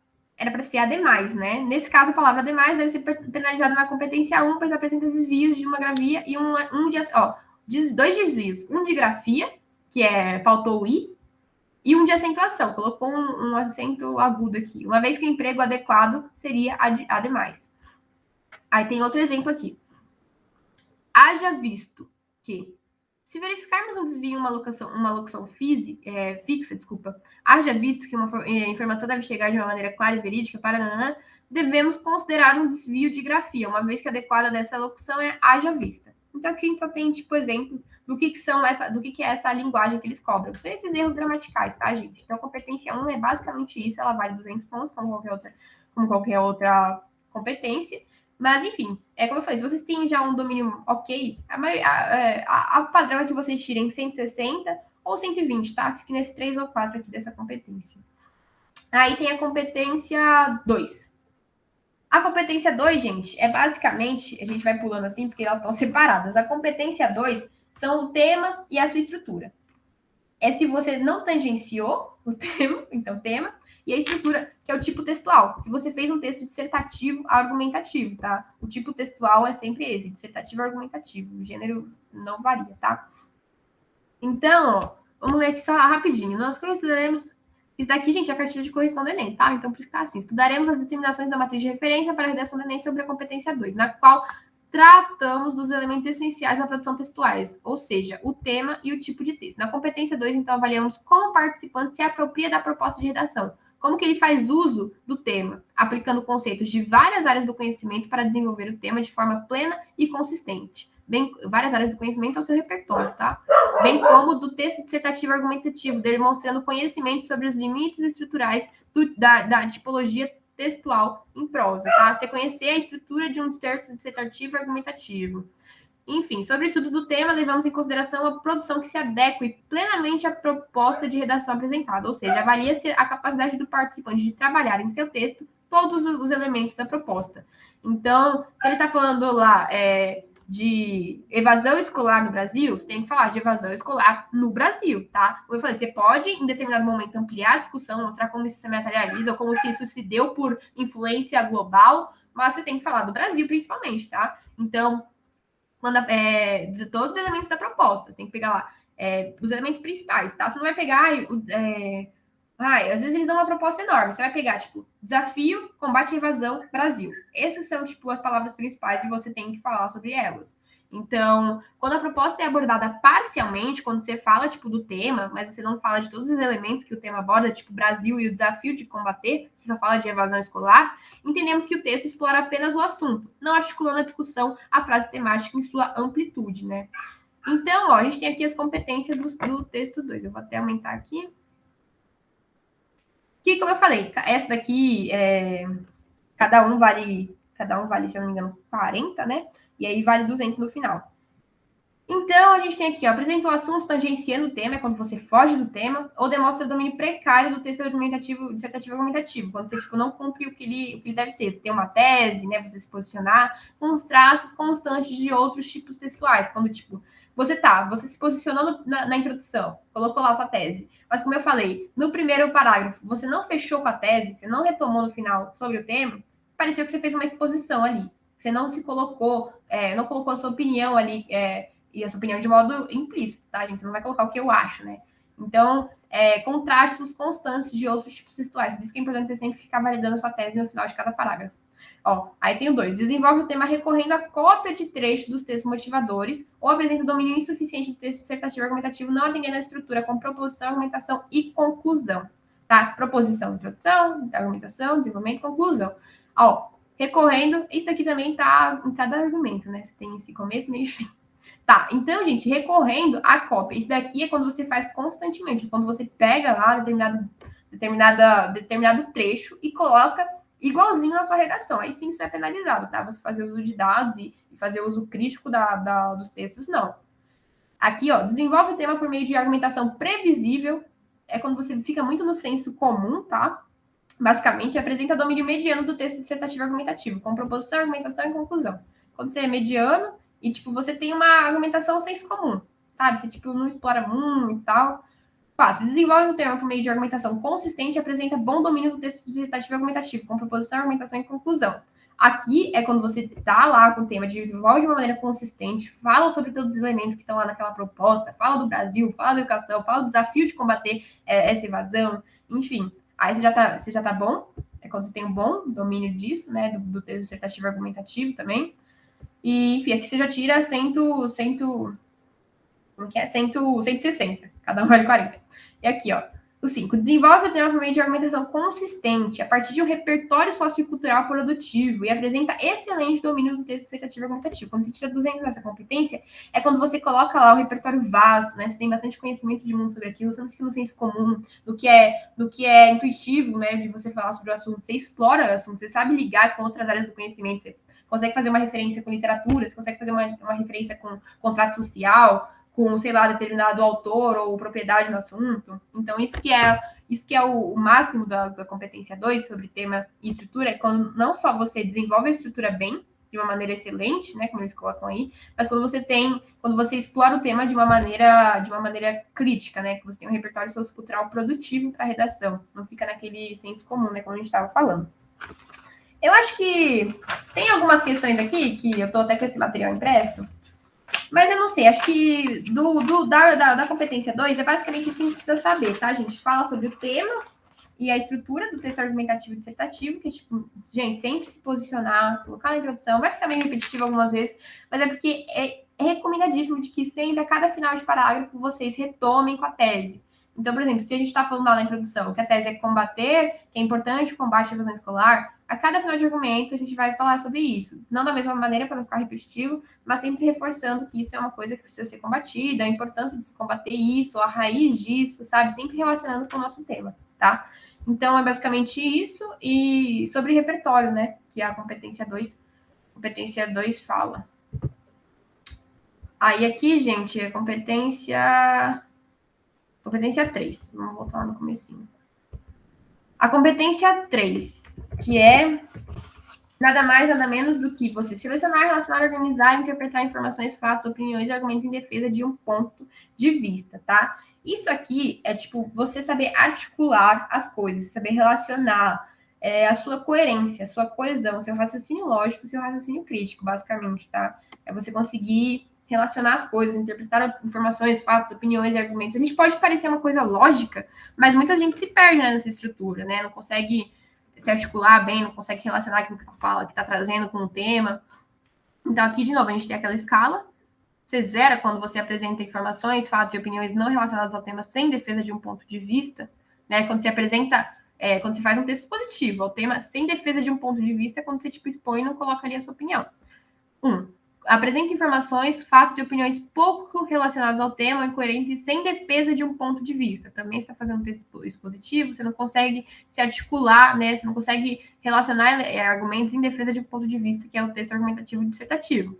Então, apresenta informações, fatos e opiniões pouco relacionados. Aqui você tinha, tipo, opiniões que nem fatos, enfim, repertório que nem era relacionado. Aqui você tem um repertório que é pouco relacionado ao tema, ou incoerentes e sem defesa de um ponto de vista. Ou seja, você não vai lá e fecha com a tese, como eu falei. Você coloca lá um argumento, joga ele lá, enfim. Às vezes você acha que tem ligação, mas você precisa mostrar que tem ligação. Então, se você não relaciona, pode acontecer isso. Pode, tipo, ocorrer do corretor, o que isso tem a ver com o que a gente está falando, sabe? Então, você sempre tem que relacionar, por mais que você seja o mais lógico possível que você pense, sempre fecha falando, isso se justifica, isso relacionando, tá, com o seu tema. 2. Apresenta informações, fatos, opiniões relacionadas aos temas mais desorganizados ou contraditórios e limitados aos argumentos dos textos motivadores. Limitados, quando você só se limita aos textos motivadores. Quando eu falo que a gente pode usar os textos, é quando a gente também vai usar os repertórios, tá, gente? Senão fica ali parecendo que você não tem nenhum conhecimento de mundo sobre aquilo que está falando. Então, apresenta informações, fatos e opiniões relacionadas a temas mais desorganizados ou contraditórios e limitados aos argumentos dos textos motivadores em defesa de um ponto de vista. Você viu que aqui já tem a defesa de um ponto de vista, mas aqui você vai tirar um 80, né? Porque você está colocando relacionados ao tema, mas desorganizados ou contraditórios. Então, o momento, no argumento 1, no desenvolvimento lá da causa, você está falando que, sei lá, isso tem a ver com... isso é um problema social, e depois você fala que isso é um problema, consequência do, sei lá, do Estado, da gerência do Estado, isso se contradiz. Você não está falando que é tipo um problema social ou isso é um problema institucional, sabe? Você está se contradizendo. Então, é basicamente isso que é o 2. O 3 apresenta informações, fatos e opiniões relacionadas ao tema, limitados aos argumentos dos textos motivadores e pouco organizados, em defesa de um ponto de vista. Tá? Pouco organizado. Tem uma organização ali, mas ainda está confuso o seu texto, tá? Pode acontecer de ficar confuso. É como eu falei, você tem uma sequência lógica, é como se você estivesse contando uma historinha. Começo, meio e fim, tá? Tem que ter esse flow, essa linearidade, né? Para você ter essa cadência e tal, para que dê essa impressão de organização, senão fica uma coisa um pouco confusa. O 4. Apresenta informações, fatos e opiniões relacionados ao tema de forma organizada, com indícios de autoria, quando você tem lá seu repertório, você não só fica nos textos motivadores, com indícios de autoria em defesa de um ponto de vista. Aí você já tira um 160. tá? Que aí você já está com o repertório, já está conseguindo estruturar de uma forma coesa as coisas, coerente. É coerência, basicamente, gente, a competência 3. E o 5, apresenta informações, fatos, opiniões relacionados ao tema proposto de forma consistente e organizada, configurando a autoria, que a gente tem indício de autoria. Aqui é quando você, tipo, o corretor consegue ver que, tipo, você tem um repertório, o repertório é seu sobre aquilo, tá? Configurando a autoria em defesa de um ponto de vista.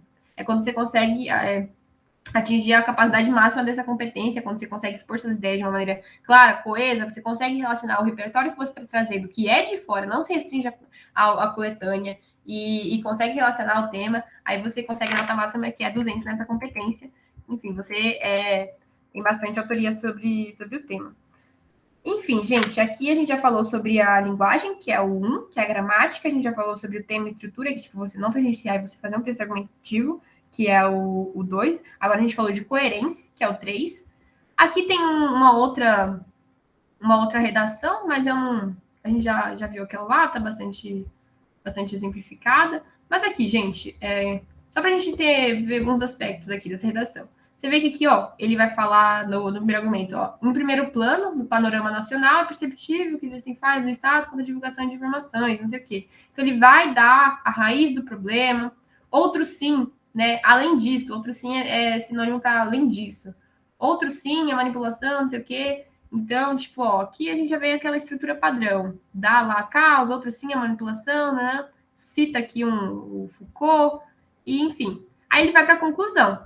Ele tem uma conclusão até que grande, né, também. Então, ele fala, torna-se evidente, portanto, nesse sentido, o Estado deve dinamizar seus investimentos por meio da promoção, a fim de prevenir os possíveis. Isso pode ocorrer por campanhas, o Ministério da Ciência e Tecnologia, ele dá 3 também, ó. Adicionalmente, as mídias televisivas devem...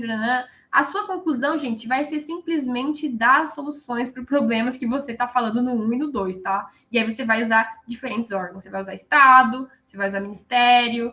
O Estado e Ministério, só de você usar para 2 soluções já tá ótimo, tá, gente? É o coringão. E depois eu até vou mostrar para vocês vou mandar, né, lá no grupo para vocês uma listinha de órgãos que a gente tem aqui, ó. A gente tem o Ministério das Cidades, olha todos os ministérios atualizados que a gente tem, tá? Então a gente tem todos esses ministérios, ó, da Fazenda, do Esporte, da Educação, temos as siglas deles e a função, tá? Só para vocês se familiarizarem, eu vou mandar no grupo depois, que aí vocês podem usar junto ao Estado. Eu até ter aqui uma redação modelo. Desculpa, uma proposta de redação, tá? Mas, enfim, não precisa fazer, só vou mandar essa primeira parte aqui. Mas, enfim, para vocês se familiarizarem com os ministérios, enfim, vocês podem até... tem uns que, tipo, são coringãos, o da educação, o da cultura, o do meio ambiente. E dentro disso tem várias soluções micro que a gente pode dar, tá? E se vocês lerem a função deles, vocês já conseguem entender o que eles podem fazer que você pode usar na sua redação, tá? Quando você for dar aquela segunda solução. Bom, dito isso, a gente já passou pela competência 3. Gente, 3 e 4.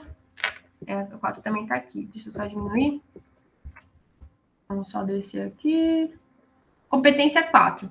Se a gente está falando que a competência 3 é a coerência, que é você saber relacionar aquilo, usar o seu repertório de mundo, enfim, e ligar o tema, a competência 4 vai ser a coesão, tá? É basicamente a mesma coisa, coerência e coesão. O 4 e o 3, eles andam juntos, tá? Então, demonstrar conhecimento dos mecanismos linguísticos necessários para a construção da argumentação. Isso aqui, gente, é basicamente coletivo, tá? Você sabe usar os colectivos de uma maneira organizada, você já pontua bastante nessa competência, que é a coesão do seu texto, como ele está coeso, né, organizadinho e tal. Vamos ler aqui os níveis, né? Palavras e períodos justapostos e desconexos ao texto ao longo de todo o texto, o que demonstra a ausência de articulação. Então, você está colocando a sua introdução, e aí você começa o primeiro argumento sem um conectivo, né? Já começa falando justaspostos e desconexos ao longo do texto, você está mostrando que você não consegue articular suas coisas, que você não consegue dar uma linearidade para o seu texto, né? Porque se você vai lá, se você usa os conectivos, né, para, por exemplo, começar em primeira análise, né, e depois você vai para o segundo, em consequência disso, você está dando uma linearidade para o seu texto, né? Você vai conduzindo uma sequência para ele, você vai dando uma sequência. Quando você não tem esses conectivos, o seu texto fica meio que solto, sabe? Tipo, vai depender muito da compreensão daquele corretor. E a gente não quer ficar dependendo de sorte, né? Dependendo de corretor. A gente tem que estar ali consciente do que a gente está fazendo e fazendo a nossa parte, tá? Então, aí, quando você não coloca isso, mostra que você não tem articulação para juntar suas coisas. Aí, presença rara de elementos coesivos, seções conectivos, inter e ou intraparágrafos, e ou excessivas repetições, e ou excessivas inadequações. Se, tipo, você fica repetindo toda hora a mesma coisa, tipo, primeiramente, segundamente, e você tem já raro elementos de conectividade, que são só esses dois, e você ainda fica repetindo e tal, com excessivas inadequações, que é, tipo, você fica colocando, às vezes, no lugar errado, no lugar não adequado, então, você vai tirar ali um 40, tá?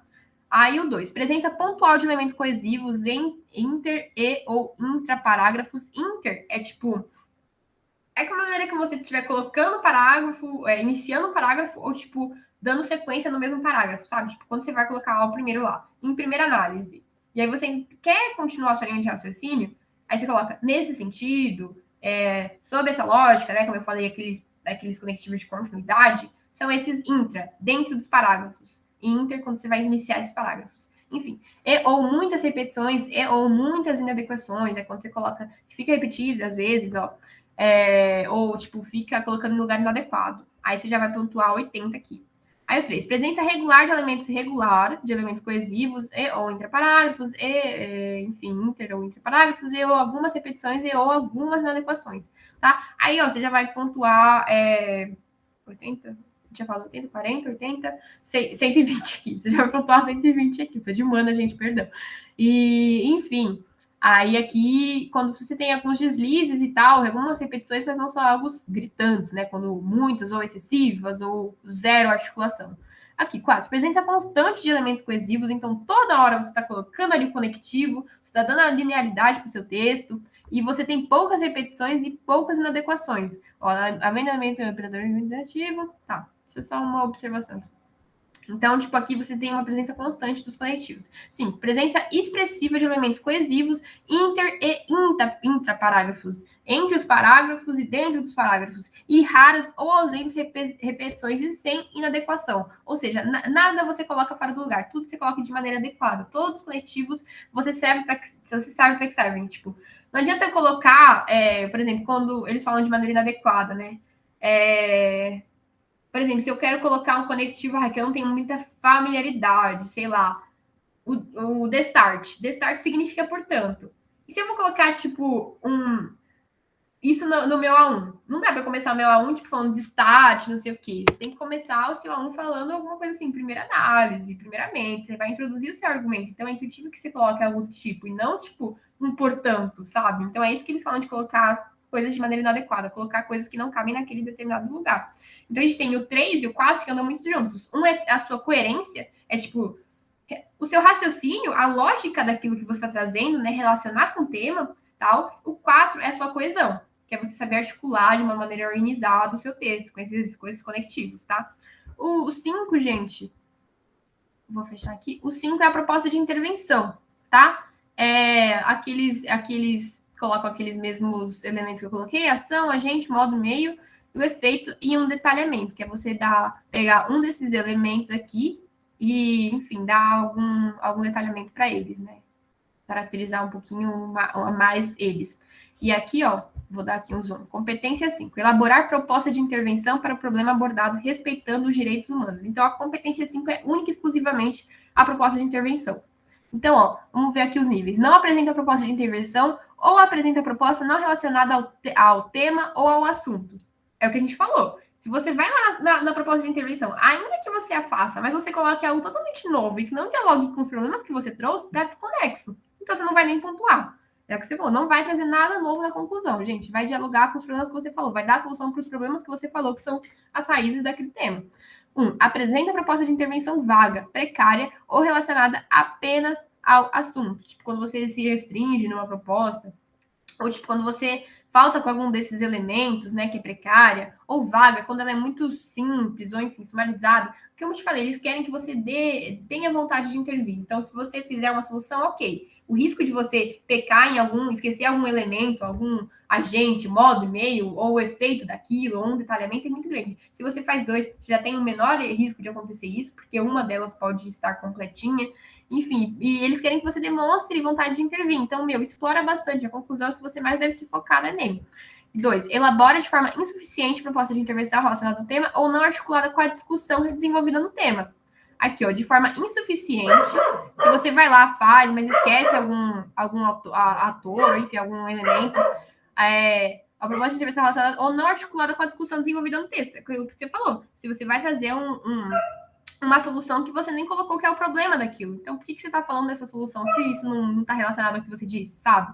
Aí você já tira um 80. Aí elabora de forma mediana, ok, proposta de intervenção relacionada ao tema e articulada, desenvolvida no texto. Se você dá uma proposta mais ou menos, sabe? Tipo, por isso que eu falo, se dedica para fazer, porque por mais que você dê essa proposta, ela tem que estar ali com vontade de intervir e realmente ter todos os elementos, né? E de fato estar dialogando com o seu texto.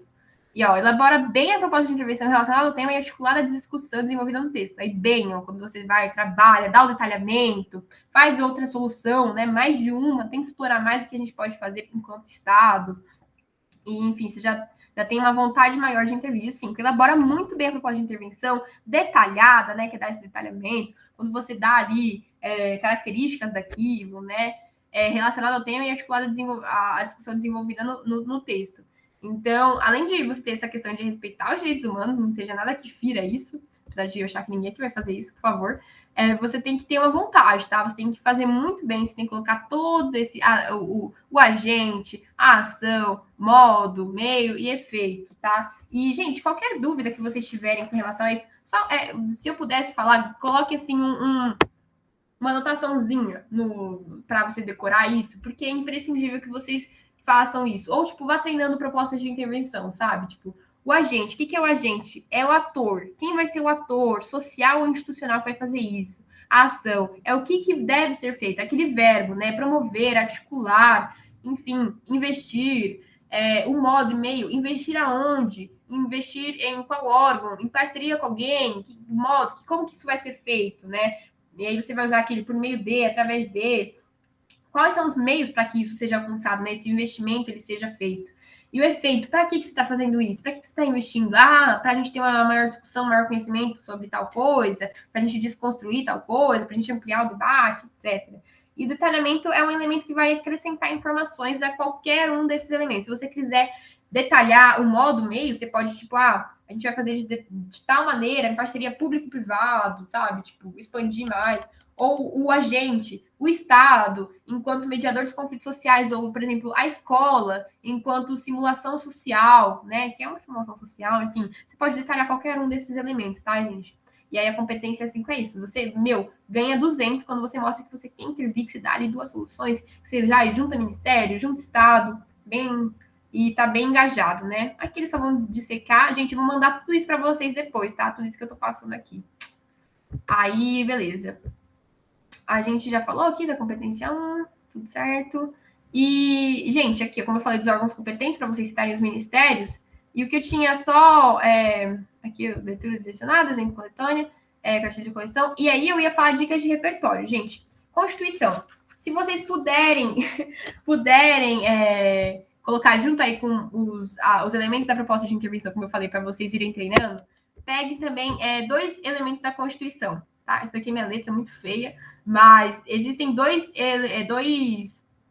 artigos da Constituição muito, muito bom. Tem o artigo 5º, que é todos são iguais perante a lei, sem distinção, enfim, é sobre igualdade.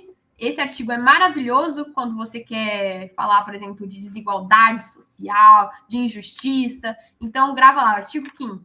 Igualdade, todos. Então, você pode colocar lá, de acordo com a Constituição Federal, no artigo 5º. Você não precisa colocar o artigo, tá, gente? Não precisa colocar o artigo. Se você colocar que tá na Constituição, souber que tem um artigo lá falando sobre liberdade, tudo bem. Mas se você colocar o artigo, melhor ainda. Você legitima ainda mais o repertório que você está colocando, tá? Então, gravem o artigo 5º. Igualdade. A Constituição, ela pauta a igualdade. Então, qualquer tema que fale sobre injustiça, sobre, sei lá, disparidade salarial, qualquer coisa. Gente, imagina se cair um tema que a gente está aqui dialogando, vai ser muito legal. Mas, enfim, o Edson falou que vai estar a cara do Bolsonaro, isso me assusta um pouco. Imagina a porte de armas, aquela. Mas aqui, todos são iguais perante a lei, né? É um artigo muito bom para você falar de vários assuntos. Então, tem esse. Aqui a gente tem, tipo, a Constituição Federal de 88, Constituição Cidadã, Carta Magna, enfim, o contrato social, pacto social, isso também vou mandar para vocês, tá? Tem algumas citações aqui. É bem legal que vocês tenham, como eu te falar do Bauman e o Durkheim, que são, tipo, filósofos coringas. Aqui tem outros aqui, mas, tipo, se vocês só souberem esses dois aqui, já é bem legal também. Enfim, gente, o Enem é uma redação que eles, assim, deixam você livre para usar qualquer repertório, tá? Você pode usar, tipo, assim, como eu falei, cada redação tem o seu estilo, né? Algumas querem que você seja mais reflexivo, cientificista, né? Traga um repertório um pouco mais, sei lá, como pode dizer, constituído, renomado, alguma coisa assim. O Enem, meu, ele te dá amplitude para você falar sobre cinematografia, para você falar sobre literatura, para você falar sobre música. É bem livre nesse sentido, tá? Se quiser citar um Emicida, tranquilo, é bem legal essa questão também.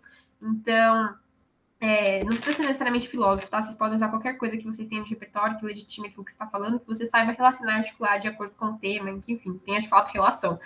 E aí a Constituição eu acho legal porque é um pacto social, e como a gente sempre fala de Brasil, mostrar que esse pacto é quebrado e tal, é uma peça coringa que você sempre pode usar. Então, eu acho que você ter esse artigo aí pode ser uma mão na roda. E a gente tem o artigo 6º. Gente, o artigo 6º, cara, não sei se está aqui. Ah, cortou. Tá, o artigo 6º é direitos sociais.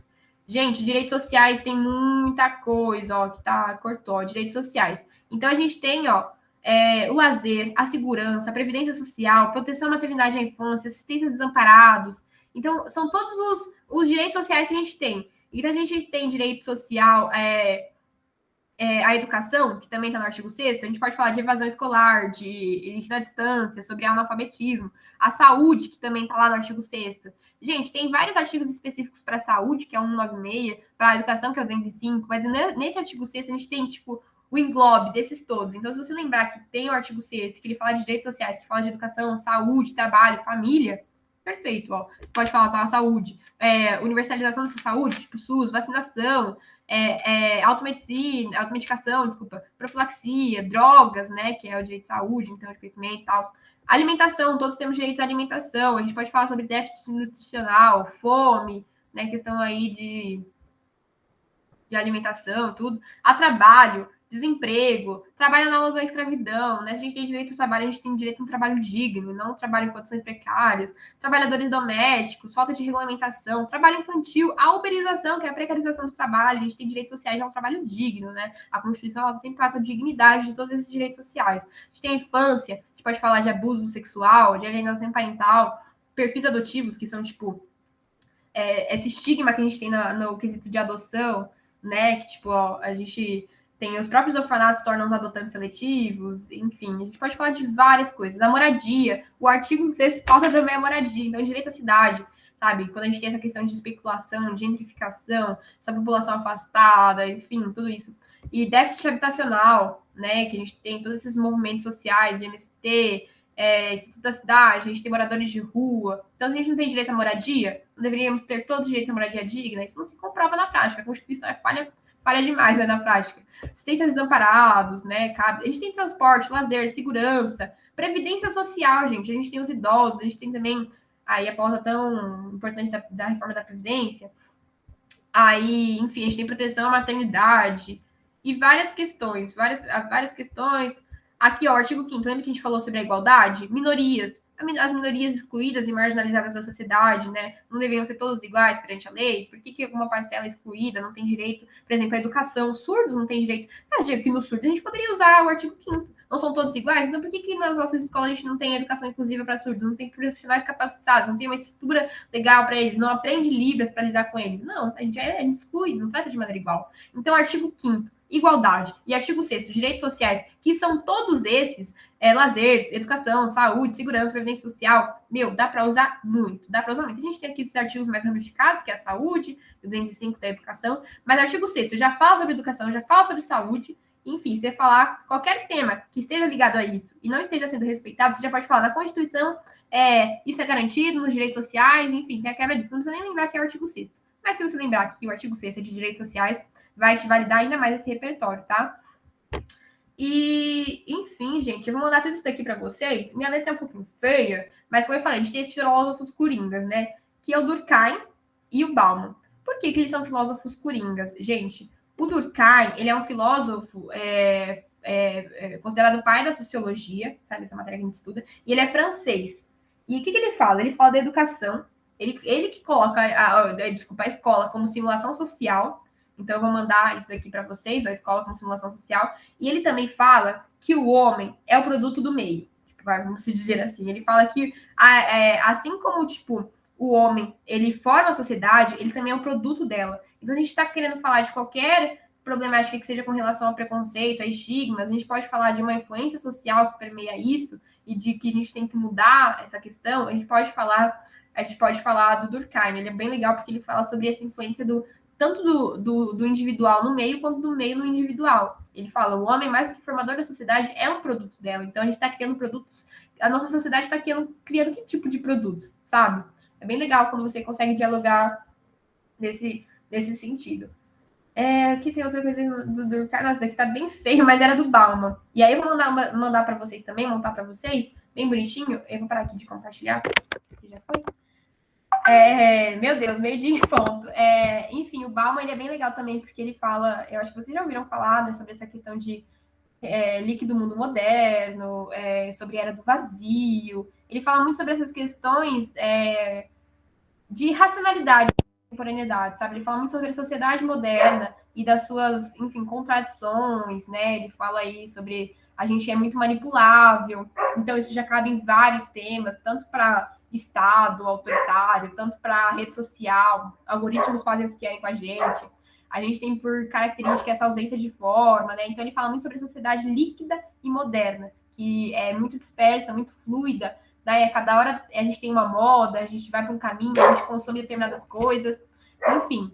Aí é basicamente isso. Eu vou montar para vocês. Então, eu vou montar para vocês Durkheim, Bauman, e vou mandar essa questão da Constituição, que é o artigo 5º, igualdade, e artigo 6º, direitos sociais. Que aí, vocês têm essas 4 linhas, e mais do que vocês já têm de conhecimento de mundo, de música, de filme, gente, explorem. É muito legal se vocês relacionam um filme, porque mostra que vocês têm um olhar crítico para as coisas, que vocês assistiram aquilo lá e não ficaram tipo, vocês conseguem relacionar um tema, uma problemática social. Olha que incrível isso. O Enem valoriza muito, muito isso. Aproveita que a gente fala do Brasil, fala da Constituição. A Constituição sempre vai caber. E no mais é tomar cuidado para sempre estar fazendo aquela, como pode dizer, estar se posicionando para você ter esse argumentativo dissertativo de fato, sempre fechar com a palavra tema, colocar a palavra tema direto na introdução, e enfim, e focar bastante, sempre, se eu te pudesse dar uma dica, Constituição e proposta de intervenção. Peguem esses elementos que eu dei e vão trabalhando para não se esquecerem deles, sabe? Porque é muito fácil, não é receitinha de bolo, agente, ação, meio, efeito, que é o objetivo, e um detalhamento. Se vocês internalizam isso, vocês vão arrasar no Enem, porque é o que mais eles querem, é o que mais eles cobram, é o que mais vai ser valorizado lá na hora, tá, gente? E, bom, eu acho que é isso. Se ninguém tem dúvidas, a gente pode encerrar e passar a palavra aí para o Edson. Espero, gente, que vocês tenham gostado, que a gente vai ver na gravação que tenha sido contributivo, e perdão toda essa extensão, mas eu acho que eu consegui passar tudo que eu queria, e é isso. Com você, Edson.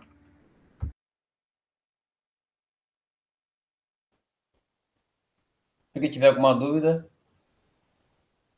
Pessoal, assim, para finalizar a aula de hoje, o objetivo é o intensivão Enem, né? Acho que a Camille esmiuçou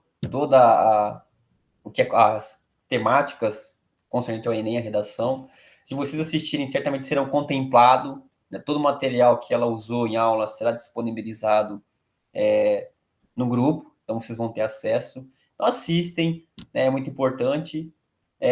Se algum amigo ou amiga não pudesse, eventualmente, estar um pouco, digamos assim, desanimado, a gente sabe que esse contexto é complicado da pandemia, mas incentive ela a assistir esse vídeo, porque pode ter certeza que vai ajudar, sim. Então, essa semana do Enem, o objetivo é esse, é um vídeo grande, a gente sabe que é cansativo, mas certamente irá contemplar você e conseguir a sua vaga na Universidade Federal. Desculpa me agradecer, Kemily, por você disputar seu tempo, né? Você trabalha também, o meu vestibulanda, conseguiu ser aprovada na UFMG, uma das melhores federais do país, segundo melhor curso de direito do país, muito concorrido, então tenho certeza que a contribuição da Câmara será bastante útil. Bom, pessoal, qualquer dúvida, por favor, se manifestem no Classroom, no grupo, nós estaremos aí à disposição para estar respondendo. Para não estender mais o vídeo, pode interromper a gravação, por favor, Letícia. Beleza, gente, eu vou interromper aqui, tá bom?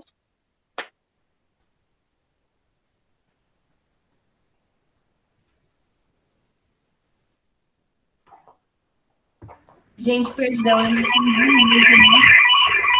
Eita. Ainda tá gravando. Eita.